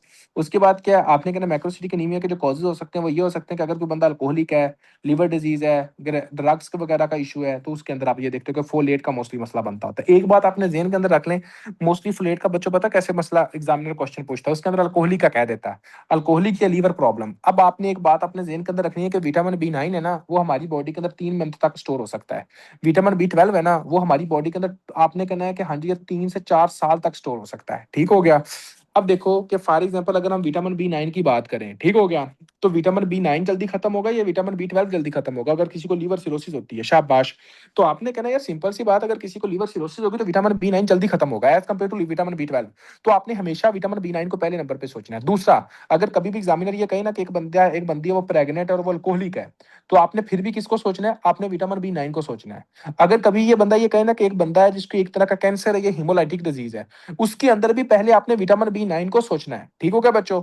उसके बाद अगर किसी के अंदर कहते हैं ना कि मेथोट्रेक्सेट की गोली ले रही है, मेथोट्रेक्सेट की टैबलेट खा रही है, तो फिर भी विटामिन बी 9 की कमी होती है, यानी कि मेथोट्रेक्सेट की जो टैबलेट लेता है उसके अंदर भी विटामिन बी 9 की कमी होती है बच्चों। अब हम आते हैं फोलेट की डेफिशिएंसी और विटामिन बी 12 को थोड़ा सा और डिटेल में देखने के लिए कि इसके अंदर कौन कौन सी चीजें आती हैं बच्चों। तो सबसे पहले अब आप लोगों को पता होना चाहिए कि फॉर एग्जांपल ये हमने देखा कि इसके अंदर होगा क्या, और ये दूसरे नंबर पे आपने कहना होता है कि अगर किसी भी बंदे के अंदर हम ये देखेंगे तो इसके अंदर क्या क्या चीजें आएंगी बच्चों। तो सबसे पहले अब आता है कि फोलेट वाला, और ये सारा कुछ तो हमने पढ़ लिया कि होमोसिस्टीन जो होगा वो मेथियोनिन बन जाता है, जिसके अंदर ये सारा कुछ देखता है, ठीक है। और आपने ये कहना होता है कि बोन मैरो के अंदर क्या होता है, ये भी बात आपने लिख लो कि जब भी फॉर एग्जाम्पल ये सारा कुछ होता है तो बच्चों आपने ये कहना होता है कि एक तरह का इसके अंदर, मैं ऑलरेडी बच्चों आप लोगों को बता चुका था कि डीएनए बनेगा नहीं। जब डीएनए नहीं बनेगा तो इसके नतीजे में जो आपके जो सेल्स होंगे वो साइज में बड़े हो जाएंगे, और इसमें जो हाइपर सेगमेंटेड न्यूट्रोफिल्स आप देखोगे, आपका जो न्यूट्रोफिल होता है उसको भी डीएनए चाहिए होता है आपका एक तरह का प्रॉपर डिवाइड होने में।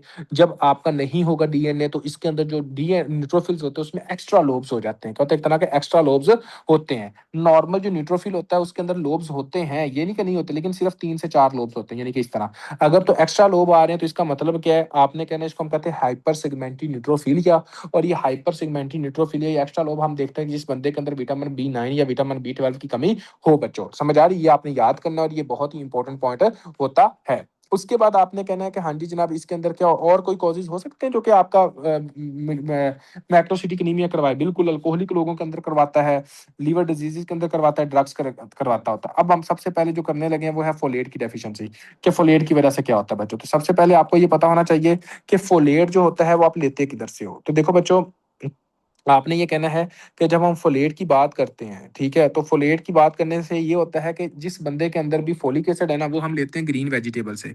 किससे लेते हैं, एक तरह का आपने कहना है कि ग्रीन वेजिटेबल्स जो होती हैं उससे लेते होते हैं, ठीक है, फोलिक एसिड। और उसके बाद आपने कहना है कि ये जो अब्जॉर्ब होता है वो जूजिनम के अंदर होता है। ये बड़ा इंपॉर्टेंट एमसीक्यू ये पूछते होते हैं कि जूजिनम से ये अब्जॉर्ब होता है, आयरन से, आयरन ड्यूडिनम से अब्जॉर्ब होता है, और टर्मिनल इलियम से विटामिन बी 12 अब्जॉर्ब होता है। अब देखो बच्चों, आपने कहना है कि इधर से ये अब्जॉर्ब हुआ और तकरीबन 3 से 4 मंथ तक ये क्या होता है, एक तरह का स्टोर करता होता है। ठीक हो गया। अब मैं आप लोगों से क्वेश्चन पूछता हूँ। क्वेश्चन पता कैसे आता है, या वो ये कहेगा कि एक बंदा है जो कि नॉन वेजिटेरियन हो गया है, मुकम्मल तौर पर जनाब एक तरह का नॉन वेज खा रहा है। एक बात, नॉन वेजिटेरियन वो ये कह सकता है कि एक बंदा जो नॉन वेजिटेरियन हो गया, नंबर 1। नंबर 2, वो ये कह सकता है कि एक बंदा है जो अल्कोहलिक हो गया ओल्डर एल्डरली एज में, ठीक हो गया। उसके बाद वो कह सकते हैं कि कैंसर उसको हो गया है, हिमोलाइटिक डिजीज हो गई है उसको, यानी कि इस तरह के कोई ना बातें पूछ के उसके बाद पता क्या कहता है, या फिर उसने मेडिसिन लेना शुरू कर दी जिसको तो मेथोट्रेक्सेट कहते होते हैं। क्योंकि आपने कहना है कि फोलेट को एक तरह का एक्टिव करने के लिए जो आपका एंजाइम होता है उसको हम कहते हैं डीहाइड्रोफोलेट रिडक्टेज एंजाइम। ठीक होगा बच्चों, आपने कहना होता है। अब देखें इसके अंदर आपने कहना होता है कि एक तरह का मेथोट्रेक्सेट जो होता है वो इसको एक तरह का इनहिबिट कर देता है। जब आपका एक तरह का मेथोट्रेक्सेट इनहिबिट हो जाएगा तो आपका टेट्राहाइड्रोफोलेट सही तरह नहीं बनता होता है। क्या एक तरह का टेट्राहाइड्रोफोलेट नहीं बनता, जो कि एक्टिव आपका आपने कहना कि विटामिन बी 9 नहीं बनता होता। ठीक है। अब आप खुद सोचो कि जिस बंदे के अंदर विटामिन बी 9 नहीं होगा, मेरा आप लोगों से क्वेश्चन है, क्या उसके अंदर बच्चों एक तरह का डीएनए प्रॉपर बनेगा? शाबाश ही बताइएगा। आपने क्या कहना है कि उसके अंदर प्रॉपरली डिवाइड डीएनए बनेगा? आपने कहना प्रॉपर डीएनए नहीं बनता। जब उसके अंदर प्रॉपर डीएनए नहीं बनता तो इसके नतीजे में आपने क्या कहना है, आपने कहना है कि इसके नतीजे में हम ये देखते हैं जब प्रॉपर डीएनए नहीं बनता होता तो आपने कहना है कि इसकी वजह से आपका सेल डिवाइड नहीं होता, जिसकी वजह से आप कहते हैं कि मैक्रोसिटिक एनीमिया हो जाएगा। नंबर 1 आपने कहना है। नंबर 2 आपने कहना है कि उसके अंदर और क्या होता है, हाइपर सिगमेंटेड न्यूट्रोफिलिया होता है। न्यूट्रोफिल वाली बात भी आपने करनी। नंबर 3 और क्या होता है, आपने कहना है कि हाइपर सिगमेंटेड न्यूट्रोफिलिया के साथ ग्लोसाइटस होगा, उसके अंदर क्या होगा, एक तरह का ग्लोसाइटस होगा। अब मेरी चौथे पे क्या होती है बात, बच्चों मेरी बात को थोड़ा सा गौर कीजिएगा। होमोसिस्टीन जो होता था वो मैथ्योनिन में तब्दील होता था। होमोसिस्टीन को जो मैथ्योनिन में तब्दील करता था वो कौन करता था? आप सबको पता है कि होमोसिस्टीन को जो मैथियोनिन में तब्दील करता था उसका नाम होता था विटामिन बी 9। ठीक है, आपका फोलेट और विटामिन बी 12 अब ये करता होता था। अगर फॉर एग्जाम्पल किसी बंदे के अंदर विटामिन बी 9 की कमी हो जाएगी तो क्या होमोसिस्टीन मैथियोनिन में तब्दील होगा? तो आपने कहना कि होमोसिस्टीन जो होगा वो मैथियोनिन में तब्दील नहीं होगा, जिसके नतीजे में होमोसिस्टीन का जो लेवल होगा वो आपकी बॉडी में बढ़ जाएगा। जब होमोसिस्टीन का लेवल आपकी बॉडी में बढ़ता है तो उसकी वजह से पता क्या होता है, आपने कहना कि इस्कीमिक हार्ट डिजीज होती है, बंदे में दिल का अटैक होता है। नंबर 6 आपने ये कहना होता है कि इसके अंदर आपका होमोसिस्टीन का लेवल बढ़ता है और मैथ्योनिन का लेवल क्या होगा बच्चों, आपने कहना कम हो जाता है। मैथ्योनिन का जो लेवल होता है वो क्या होता है, एक तरह का बच्चों कम होता है बच्चों, आपने ये कहना होता है। ठीक हो गया। और इसके अंदर आपने क्या कहना होता है कि इसके अंदर जो है आपका ये मिथाइल मेलानल कोई जो होता है ना, ये अभी हम बाद में देखेंगे कि ये क्या है। ये इसके अंदर नॉर्मल होता है, लेकिन इसको अभी ना भी याद करें तो कोई मसला नहीं है। लेकिन यहाँ पे अभी जब हम आते हैं तो बच्चों इसको आप थोड़ा सा देखो कि for example dietary fluid is obtained from the green vegetable and some fruits absorbed in the jejunum.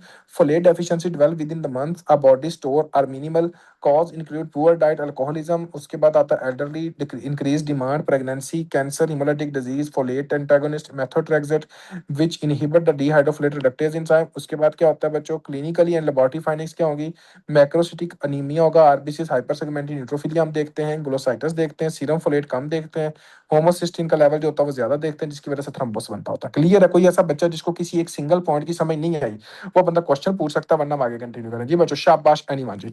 अब हम आते हैं विटामिन बी 12 डेफिशिएंसी की तरफ। तो विटामिन बी 12 की वजह से कौन कौन सा अनीमिया और किस तरह ये होता है बच्चों। तो सबसे पहले आपने ना बच्चों विटामिन बी 12 के बारे में ये देखना है कि विटामिन बी 12 जो है ना वो हम लेते कहाँ से हैं। विटामिन बी 12 जो होता है वो आपकी बॉडी के अंदर करता क्या है, ये अभी हम देखते हैं, ठीक है।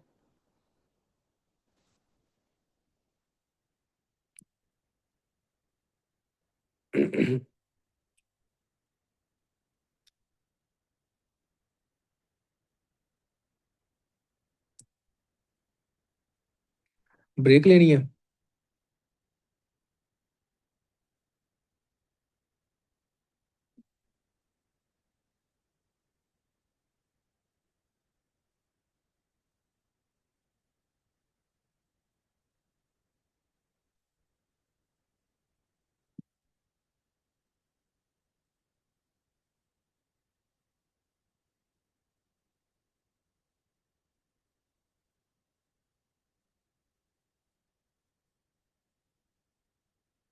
अच्छा यार, अब मेरी बात को ना थोड़ा सा गौर करना है। जो विटामिन बी 12 होता है ना बच्चों, ये आप किधर से लेते हो, ये एनिमल प्रोटीन से लेते होते हो, ठीक है। तो वो बंदा जो सिर्फ वेजिटेरियन हो, उनके अंदर विटामिन बी 12 होने की कमी बहुत ज्यादा होती है। आपने कहना है कि विटामिन बी 12 किधर से लेते हैं, सिर्फ और सिर्फ एनिमल प्रोडक्ट से, मतलब बीफ वगैरह, मटन शटन, ये सारा कुछ इधर से मिलता है, ठीक होगा बच्चों। अब जैसे किसी बंदे ने कोई मटन शटन खाया, उसके बाद क्या हुआ, आपने कहना है कि हाँ जी जनाब, आपका जो स्लेवरी ग्लैंड होता है ना, उसके अंदर एक अमाइलेज होता है। क्या होता है, एक तरह का अमाइलेज होता है। अब आपने समझना क्या है, मतलब कि आप ये कह सकते हैं कि विटामिन बी 12 मिलता किससे, आपने कहना कि मीट हो गया, एग हो गया, ठीक हो गया बच्चों, इधर से जनाब आपका विटामिन बी 12 मिल सकता है। जैसे ये विटामिन बी 12 मिलता है, ठीक है, उसके अंदर आपने ये कहना होता है कि ये आपके माउथ के अंदर गया, ओरल कैविटी के अंदर गया। जैसे ही ओरल कैविटी के अंदर जाता है ना बच्चों, तो आपने कहना होता है कि आपका जो सलेवरी ग्लैंड होता है ना, वो सलाइवा के अंदर आर बाइंडर को रिलीज कर देता है। किसको? आर बाइंडर को रिलीज कर देता है। अब ये आर बाइंडर होता है, साथ विटामिन बी 12 होता है, ये दोनों आपस में मिलते हैं और जनाब घूम रहे होते हैं। आर बाइंडर और विटामिन बी 12 दोनों जा रहे हैं, ठीक हो गया। ये कहाँ जा रहे हैं, ये आपने कहना है कि आपके स्टमक के अंदर जाते हैं। विटामिन बी 12 और आर बाइंडर आपके स्टमक के अंदर गए, वहां पे आपने कहना होता है कि जब ये पहुंचते हैं ना कि आपके ड्यूडिनम वाली साइड पे, कहाँ पे, आप एक तरह का ड्यूडिनम के अंदर, तो ड्यूडिनम के अंदर पहुंच के ना जो विटामिन बी 12 और आर बाइंडर जो होते हैं, ठीक हो गया बच्चों, आपने कहना है कि वहां पर आपके पेंक्रियाटिक एंजाइम रिलीज होते हैं। जो पेंक्रियाटिक एंजाइम जो रिलीज होते हैं, पता काम क्या करते हैं, वो आपने कहना है कि आपके आर बाइंडर को सेपरेट कर देते हैं और सिर्फ विटामिन बी 12 को फ्री छोड़ देते हैं। अब आपने कहना है कि इसका इसके एक दूसरे से आपका एक तरह का रास्ता जुदा हो गया। तो इसने क्या काम किया कि विटामिन बी 12 और आर बाइंडर को सेपरेट कर दिया। तो इसके नतीजे में आपने कहना है कि अब आपका जो विटामिन बी 12 होता है वो तो अकेला रह गया। तो जब विटामिन बी 12 अकेला रह गया, तो आपने कहना है कि आपका जो स्टमक है ना, स्टमक के अंदर होता है इंट्रिंसिक फैक्टर, आपके प्राइटल सेल्स होते हैं, आपके प्राइटल सेल्स रिलीज करते हैं इंट्रिंसिक फैक्टर। ये इंट्रिंसिक फैक्टर रिलीज होगा, ये इंट्रिंसिक फैक्टर आएगा और ये इंट्रिंसिक फैक्टर आपके विटामिन बी 12 के साथ बाइंड कर जाएगा। जैसे ही intrinsic factor vitamin B 12 bind करेंगे, तो आपने कहना फिर ये टर्मिनल इलियम के अंदर से एक तरह का क्या होगा, एक तरह का एब्सॉर्ब हो जाएगा। और जब टर्मिनल इलियम से अब्सॉर्ब होगा, तो आपके ब्लड के अंदर चला जाएगा, ठीक होगा। ये इस तरह सारे का सारा एब्जॉर्प्शन का मैकेनिज्म होता है बच्चों। ये आपने याद करना है कि टर्मिनल इलियम जो होता है वो जनाब आपका मेन साइट होती है, जहां से आपका विटामिन बी 12 जो होता है वो एक तरह का एब्सॉर्ब होता है बच्चों। तो अगर कोई भी बंदा आपसे पूछे कि विटामिन बी 12 कैसे जाता है, क्या काम करता है, तो आप बता सकते हो कि नहीं बता सकते। आपने कहना है सबसे पहले कि विटामिन बी 12 आपने खुराक में लिया, सलाइवरी ग्लैंड जो होता है वो आर बाइंडर रिलीज किया, आर बाइंडर इसके साथ लगा, ड्यूडिनम में पहुंचा, पेंक्रियाटिक एंजाइम ने जनाब आपके आर बाइंडर को सेपरेट कर दिया, विटामिन बी 12 को अकेला छोड़ दिया, विटामिन बी 12 के साथ इंट्रिंसिक फैक्टर बाइंड किया, इंट्रिंसिक फैक्टर और विटामिन बी 12 दोनों मिलकर आपका एक तरह का टर्मिनल इलियम से एक तरह का एब्जॉर्ब हो गए बच्चों, ठीक हो गया। अब आपने ये याद करना है। उसके बाद देखो बच्चों कि आगे क्या है। आगे जब हम देखते हैं तो यहाँ पे क्या लिखा है, सबसे पहले हम इसको रीड कर लेते हैं, फिर उसके बाद हम आगे मूव ऑन करते हैं। तो देखो बच्चों, यहाँ पे ये चीज लिखी हुई है, vitamin B 12 is complex to animal drive protein salivary gland enzyme amylase liberate vitamin B 12 which is then bound to the R binder by R binder। उसके बाद क्या होता है, and then carried through the stomach। Pancreatic protease in the duodenum detach vitamin B 12 from the R binder। Vitamin B 12 binds intrinsic factor by gastric parietal cell in the small bowel. In the intrinsic factor, vitamin B12 is absorbed in the terminal ileum. ये आपने कहना है। अब देखें बच्चों को vitamin B12 की जो कमी होती है वो क्यों होती है, अब आपको ये समझना है। सबसे पहले तो आपको पता है कि ये 3 से 4 साल तो हमारी बॉडी के अंदर स्टोर रहता है, तो इसको जनाब कमी होने में भी तो सालों ही लगेंगे ना, ठीक है। लेकिन इसके अंदर जो मोस्ट कॉमन जो कॉज होता है बच्चों, वो होता है आपका परनीशियस अनीमिया। अब आपको ये पता होना चाहिए कि परनीशियस अनीमिया का मतलब क्या है। देखो, ये आपका स्टमक था, इसके अंदर आपका ये पाइटल सेल थे, इधर से इंट्रिंसिक फैक्टर रिलीज होता था, और ये इंट्रिंसिक फैक्टर आपके विटामिन B12 के साथ यहाँ पे आके बाइंड करता होता था, ठीक है। अब आप खुद सोचो कि अगर फॉर एग्जाम्पल किसी बंदे के अंदर इंट्रिंसिक फैक्टर ही पैदा नहीं हो रहा, तो क्या विटामिन B12 जो होगा वो जनाब आपका अकेला एब्जॉर्ब हो सकेगा? आपने कहना नहीं। तो विटामिन B12 को एब्जॉर्ब होने के लिए तो इंट्रिंसिक फैक्टर की जरूरत है। तो जब आपका इंट्रिंसिक फैक्टर नहीं होगा, विटामिन B12 एब्जॉर्ब नहीं होगा, विटामिन B12 आपका स्टूल के अंदर जाएगा, तो आपने कहना कि इसके नतीजे में क्या होगा कि आपका विटामिन B12 जो होगा एब्जॉर्ब नहीं होगा, आपकी बॉडी में कमी हो जाएगी। तो पहला कॉज तो ये होता है जो आपने याद करना है। दूसरा कॉज क्या होता है बच्चों के, अगर किसी बंदे का टर्मिनल इलियम ही काम नहीं कर रहा, तो आपको ये पता होना चाहिए कि इन्फ्लामेटरी बाउल डिजीज के अंदर एक डिजीज हमने पढ़ी थी बच्चों GIT के अंदर, जिसको हम कहते थे क्रोन डिजीज। क्रोन डिजीज के अंदर कोई और चीज हो ना हो, आपका टर्मिनल इलियम लाजमी इन्वॉल्व होता है, जिसके अंदर हम स्किप लीजन्स कहते होते हैं, ट्रांसमिरर इन्फ्लेमेशन कहते होते हैं। उसके अंदर आपने कहना फेस्टूला बनता है, उसके बाद आपने ये कहना होता है कि इसके अंदर नॉन कजियाटिक ग्रैन्युलोमा बनता है। मतलब ये सारी चीजें हमने पढ़ी थी बच्चों, ठीक हो गया। उसके बाद आपने कहना है कि हाँ जी ये और वजह से भी हो सकता है क्या, आपका एक होता है कि हाँ जी जनाब हमारी बॉडी के अंदर एक अगर वर्म्स चला जाए, और उस वर्म का नाम हो डाइफ्लोबाथुम लाटम, क्या एक तरह का डाइफ्लोबाथुम लाटम, ये डाइफ्लोबाथुम लाटम जो होता है यही हमारा विटामिन B12 खाना शुरू कर देता है। जब ये डाइफ्लोबाथुम लाटम हमारा ही विटामिन B12 खाना शुरू कर देगा, तो इसके नतीजे में क्या होगा कि हमारी बॉडी के अंदर विटामिन B12 की कमी हो जाएगी। नंबर 4, अगर कोई बंदा ही वेजिटेरियन है, वो कहता है भाई मैंने खाना ही नहीं है, तो उसके अंदर हो सकता है। उसके बाद आपने कहना है कि वो लोग जो कि पैंक्रियाटिक एंजाइम की डेफिशिएंसी के पेशेंट्स होते हैं, जिसके अंदर पैंक्रियाटिक एंजाइम की तरह काम नहीं कर रहा होता, तो आपको पता है कि पैंक्रियाटिक एंजाइम तो जरूरी होता है कि आर बाइंडर को आपका एक तरह का सॉरी इंट्रिंसिक आर बाइंडर को बच्चों आपने कहना होता है कि विटामिन B12 से सेपरेट करने के लिए। तो अगर फॉर एग्जांपल आपका एक तरह का पैंक्रियाटिक एंजाइम काम ही नहीं करेगा, तो फिर भी विटामिन B12 की क्या होगी, एक तरह की कमी हो जाएगी बच्चों। यहाँ तक कोई ऐसा बच्चा जिसको नहीं समझ, वो बंदा पूछ सकता, वरना हम आगे कंटिन्यू करता है। जी बच्चों क्लियर है? शाबाश, एनीवन बच्चों जल्दी बताइएगा जी। तो यहाँ पे देखें बच्चों, vitamin B12 deficiency is less common than the folate, take years develop to. उसके बाद आपने क्या कहना है, pernicious anaemia is the most common cause of the vitamin B12 deficiency, autoimmune destruction of the parietal cells आप देखते होते हो, इंट्रिंसिक फैक्टर। ये अदर कॉमन कॉज क्या होता है vitamin B12 deficiency, include the pancreatic insufficiency, damage to terminal ileum, Crohn disease, Diphyllobothrium latum, टेवम, dietary insufficiency accept in the vegetarian. उसके बाद हम आते हैं बच्चों इसकी लैब वैल्यूज में आप क्या देखोगे। पहले नंबर पे ये बताओ कि जब किसी बंदे के अंदर विटामिन B12 होगा नहीं, तो विटामिन B12 नहीं होगा तो DNA सही तरह बनेगा, प्यूरिन पायरिमिडिन सही तरह बनेगी नहीं। आपने कहा DNA बनता नहीं है, जब DNA नहीं बनता जो सेल डिवाइड होता नहीं है, जिसकी वजह से हम क्या देखेंगे, इस बड़े वाले जो सेल होंगे वो जनाब साइज से जब गुजरेंगे, तो इसकी वजह से आपके रप्चर होंगे, उसकी वजह से अनीमिया होगा, जिसको हम कहते हैं मैक्रोसाइटोसिस, साइटिक अनीमिया, या हाइपरसेगमेंटरी न्यूट्रोफिलिया देखते हैं। बाकी आपने कहना ग्लोसाइटस देखते हैं। अब देखें बच्चों, आपको एक बात का पता होना चाहिए कि हाँ जी ना, विटामिन B12 जो होता है ना, ये आपकी बॉडी के अंदर ये भी होमोसिस्टीन को मैथ्योनिन में तब्दील करता है, मैथ्योनिन में तब्दील करता है, ठीक है। तो अगर किसी बंदे के अंदर विटामिन B12 की कमी हो जाएगी, तो ये क्या काम करेगा, होमोसिस्टीन मैथ्योनिन में तब्दील नहीं होगी, होमोसिस्टीन का लेवल आपके ब्लड में बढ़ जाएगा, जिसकी वजह से आपने कहना कि इस्कीमिक अटैक आना शुरू हो जाएंगे। नंबर 1। अब दूसरी बात क्या होती है, आपने कहना है कि ये मिथाइल मेलोनाइल को एक को ये सुक्सिनाइल को एक अंदर तब्दील करता है, किसमें, सुक्सिनाइल को एक अंदर तब्दील करता है विटामिन B12। अगर किसी बंदे के अंदर विटामिन B12 की कमी हो जाएगी, तो मिथाइल मेलोनाइल को जो होगा वो सुक्सिनाइल को एक अंदर तब्दील नहीं होगा। तो आपने कहना है कि जब आपका सुक्सिनाइल को एक अंदर तब्दील नहीं होगा, तो इसके अंदर से क्या होगा, मिथाइल मेलोनाइल को जो का लेवल जो होगा वो बढ़ जाएगा। और जब मिथाइल मेलोनाइल को का लेवल जब बढ़ जाता है बच्चों, तो आपने कहना है कि ये आपकी माइलिन शीट को डैमेज करते हैं, और इसके नतीजे में बच्चों आपने कहना होता है कि आपको एक डिजीज होती है, उस डिजीज का नाम होता है सब अक्यूट कंबाइंड डीजनरेटिव डिजीज, सब अक्यूट कंबाइंड डीजनरेटिव डिजीज, ठीक हो गया बच्चों। और इसके अंदर आपने कहना होता है कि ये जो बंदा होता है ना, इसके अंदर सिर्फ और सिर्फ स्पाइनोथैलेमिक जो ट्रैक है वो इफेक्ट नहीं होता, बाकी सारे ट्रैक्स इफेक्ट होते हैं। बस आपको इतना पता होना चाहिए, स्पाइनोथैलेमिक ट्रैक इफेक्ट नहीं होता, जो कि पेन और टेम्परेचर का होता है। बाकी आपके सारे ट्रैक इफेक्ट होते हैं, आपका मोटर ट्रैक, आपका असेंडिक ट्रैक, आपका डोर्सल कॉलम मीडियल लेमनिस्कस सिस्टम, जिसमें वाइब्रेशन इफेक्ट होती है, जिसके अंदर आपने कहना 2 पॉइंट डिस्क्रिमिनेशन इफेक्ट होती है, बैलेंस इफेक्ट होता है। उसके बाद आपने कहना होता है बच्चों कि ये चीजें जो होती हैं वो एक तरह की आपको डिस्टर्ब करती हैं। तो ये आपने याद करना है। कोई बच्चा जिसका यहाँ तक किसी तरह का कोई क्वेश्चन हो, बंदा पूछ सकता है। शाबाश एनीवन जी।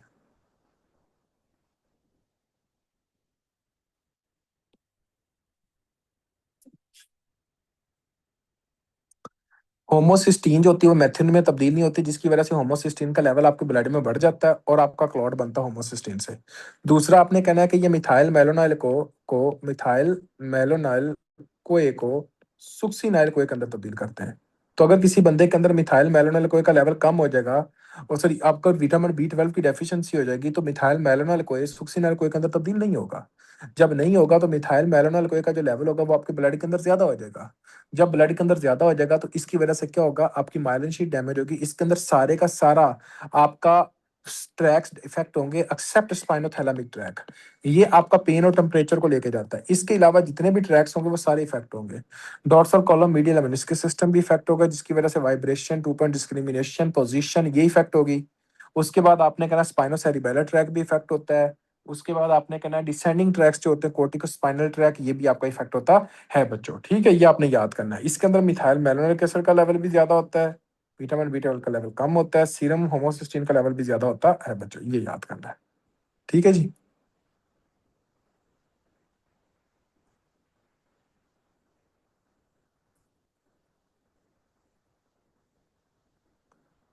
अब बच्चों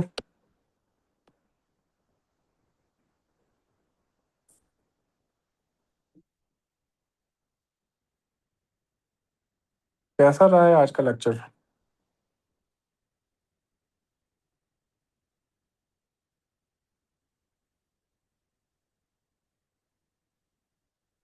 अच्छा, अब देखें इसके अंदर ना, फॉर एग्जाम्पल ये मिगैलोब्लास्टिक एनीमिया, ये सारा हमने पढ़ लिया। देखें DNA synthesis, maturation of nucleus for precursors in the bone marrow, delay. उसके बाद आपने क्या कहना होता है कि relative to maturation of the cytoplasm cause vitamin B 12 deficiency करवाता है, फोलेट की डेफिशिएंसी करवाता है, हाइड्रोक्सी यूरिया फेनेटोइन मेथोट्रेक्सेट ये करवाते होते हैं, ये हमें पता है। फोलेट की वजह से क्या होता था, मेल न्यूट्रिशन हो सकता है, क्रोनिक अल्कोहल हो सकता है, ओवर यूज हो सकता है, मायर अब्जॉर्प्शन हो सकता है, drug methotrexate trimethoprim फाइनिटोइन high requirement आपने कहना हेमोलिटिक एनीमिया के अंदर आपकी इसकी ज्यादा जरूरत होती है, इस वजह से भी कमी हो सकती है। हाई होमोसिस्टीन होगा, मिथाइल मेलोनिक एसिड नॉर्मल होगा, न्यूरोलॉजिकल इन्वॉल्वमेंट विटामिन बी 9 के अंदर नहीं आती है, हमें पता है। विटामिन बी 12 क्या है, कॉज परनीशियस एनीमिया होता है, मैल एब्जॉर्प्शन, क्रोन डिजीज हो सकता है, पेंक्रेटिक इंसफिशियंसी हो सकता है। उसके बाद आपने कहना गैस्ट्रेक्टमी इनसफिशिएंट इनटेक, वेजिनिज्म हो सकता है, डाइफ्लोबाथम डाटम हो सकता है, सारा पढ़ा है हमने। होमोसिस्टीन का लेवल भी ज्यादा होगा, मिथाइल मेलोनिक का लेवल भी ज्यादा होगा, न्यूरोलॉजिकल सिम्टम क्या होगा, रिवर्सिबल डेमेंशिया होगा, subacute combined degenerative disease होगी due to involvement of vitamin B 12 in the fatty acid pathway and myelin sheath. Spinocerebellar tract involve होगा, lateral corticospinal tract involve होगा, DCML tract involve होगा, ये आपका। लेकिन कहीं भी किसी भी जगह पे स्पाइनोथैलेमिक ट्रैक इन्वॉल्व नहीं होगा। Folate supplement in vitamin B 12 deficiency can correct the anaemia but worsen neurological symptoms, यहाँ पर। उसके बाद आपने कहना है कि हाँ जी जनाब, फोलेट के जो सप्लीमेंट होंगे ना, वो ये कह रहा है कि विटामिन बी 12 और फोलेट की वजह से क्या होता है, आपने कहना है दोनों की वजह से होमोसिस्टीनीमिया होता है, दोनों की वजह से आपने कहना है कि आपका मैक्रोसिटिक एनीमिया होता है। अगर आप फोलेट दोगे तो ये तो ठीक हो जाएगा, होमोसिस्टीन भी ठीक हो सकता है वो कह रहा है, उसके बाद जनाब दूसरी चीजें भी ठीक हो सकती है, लेकिन प्रॉब्लम एक है, वो क्या, वो ये प्रॉब्लम है कि उसकी वजह से ना, वो कहता है कि न्यूरोलॉजिकल कंडीशन ज्यादा वर्स हो जाएगी।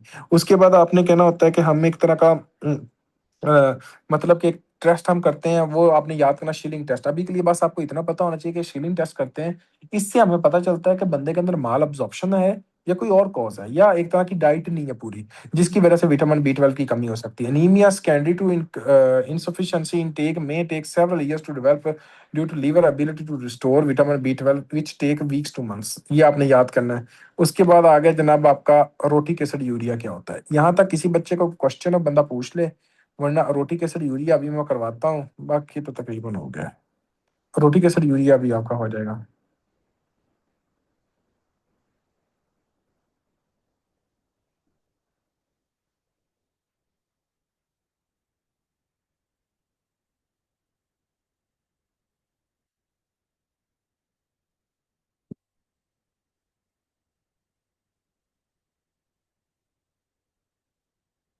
अभी करवा दूं, कल करवा दूं? चलो कल ही करवाता हूँ, रह गया तो थोड़ा सही है, बाकी तो तकरीबन हो गया। बाकी यार सेल्फ स्टडी करो, ठीक है।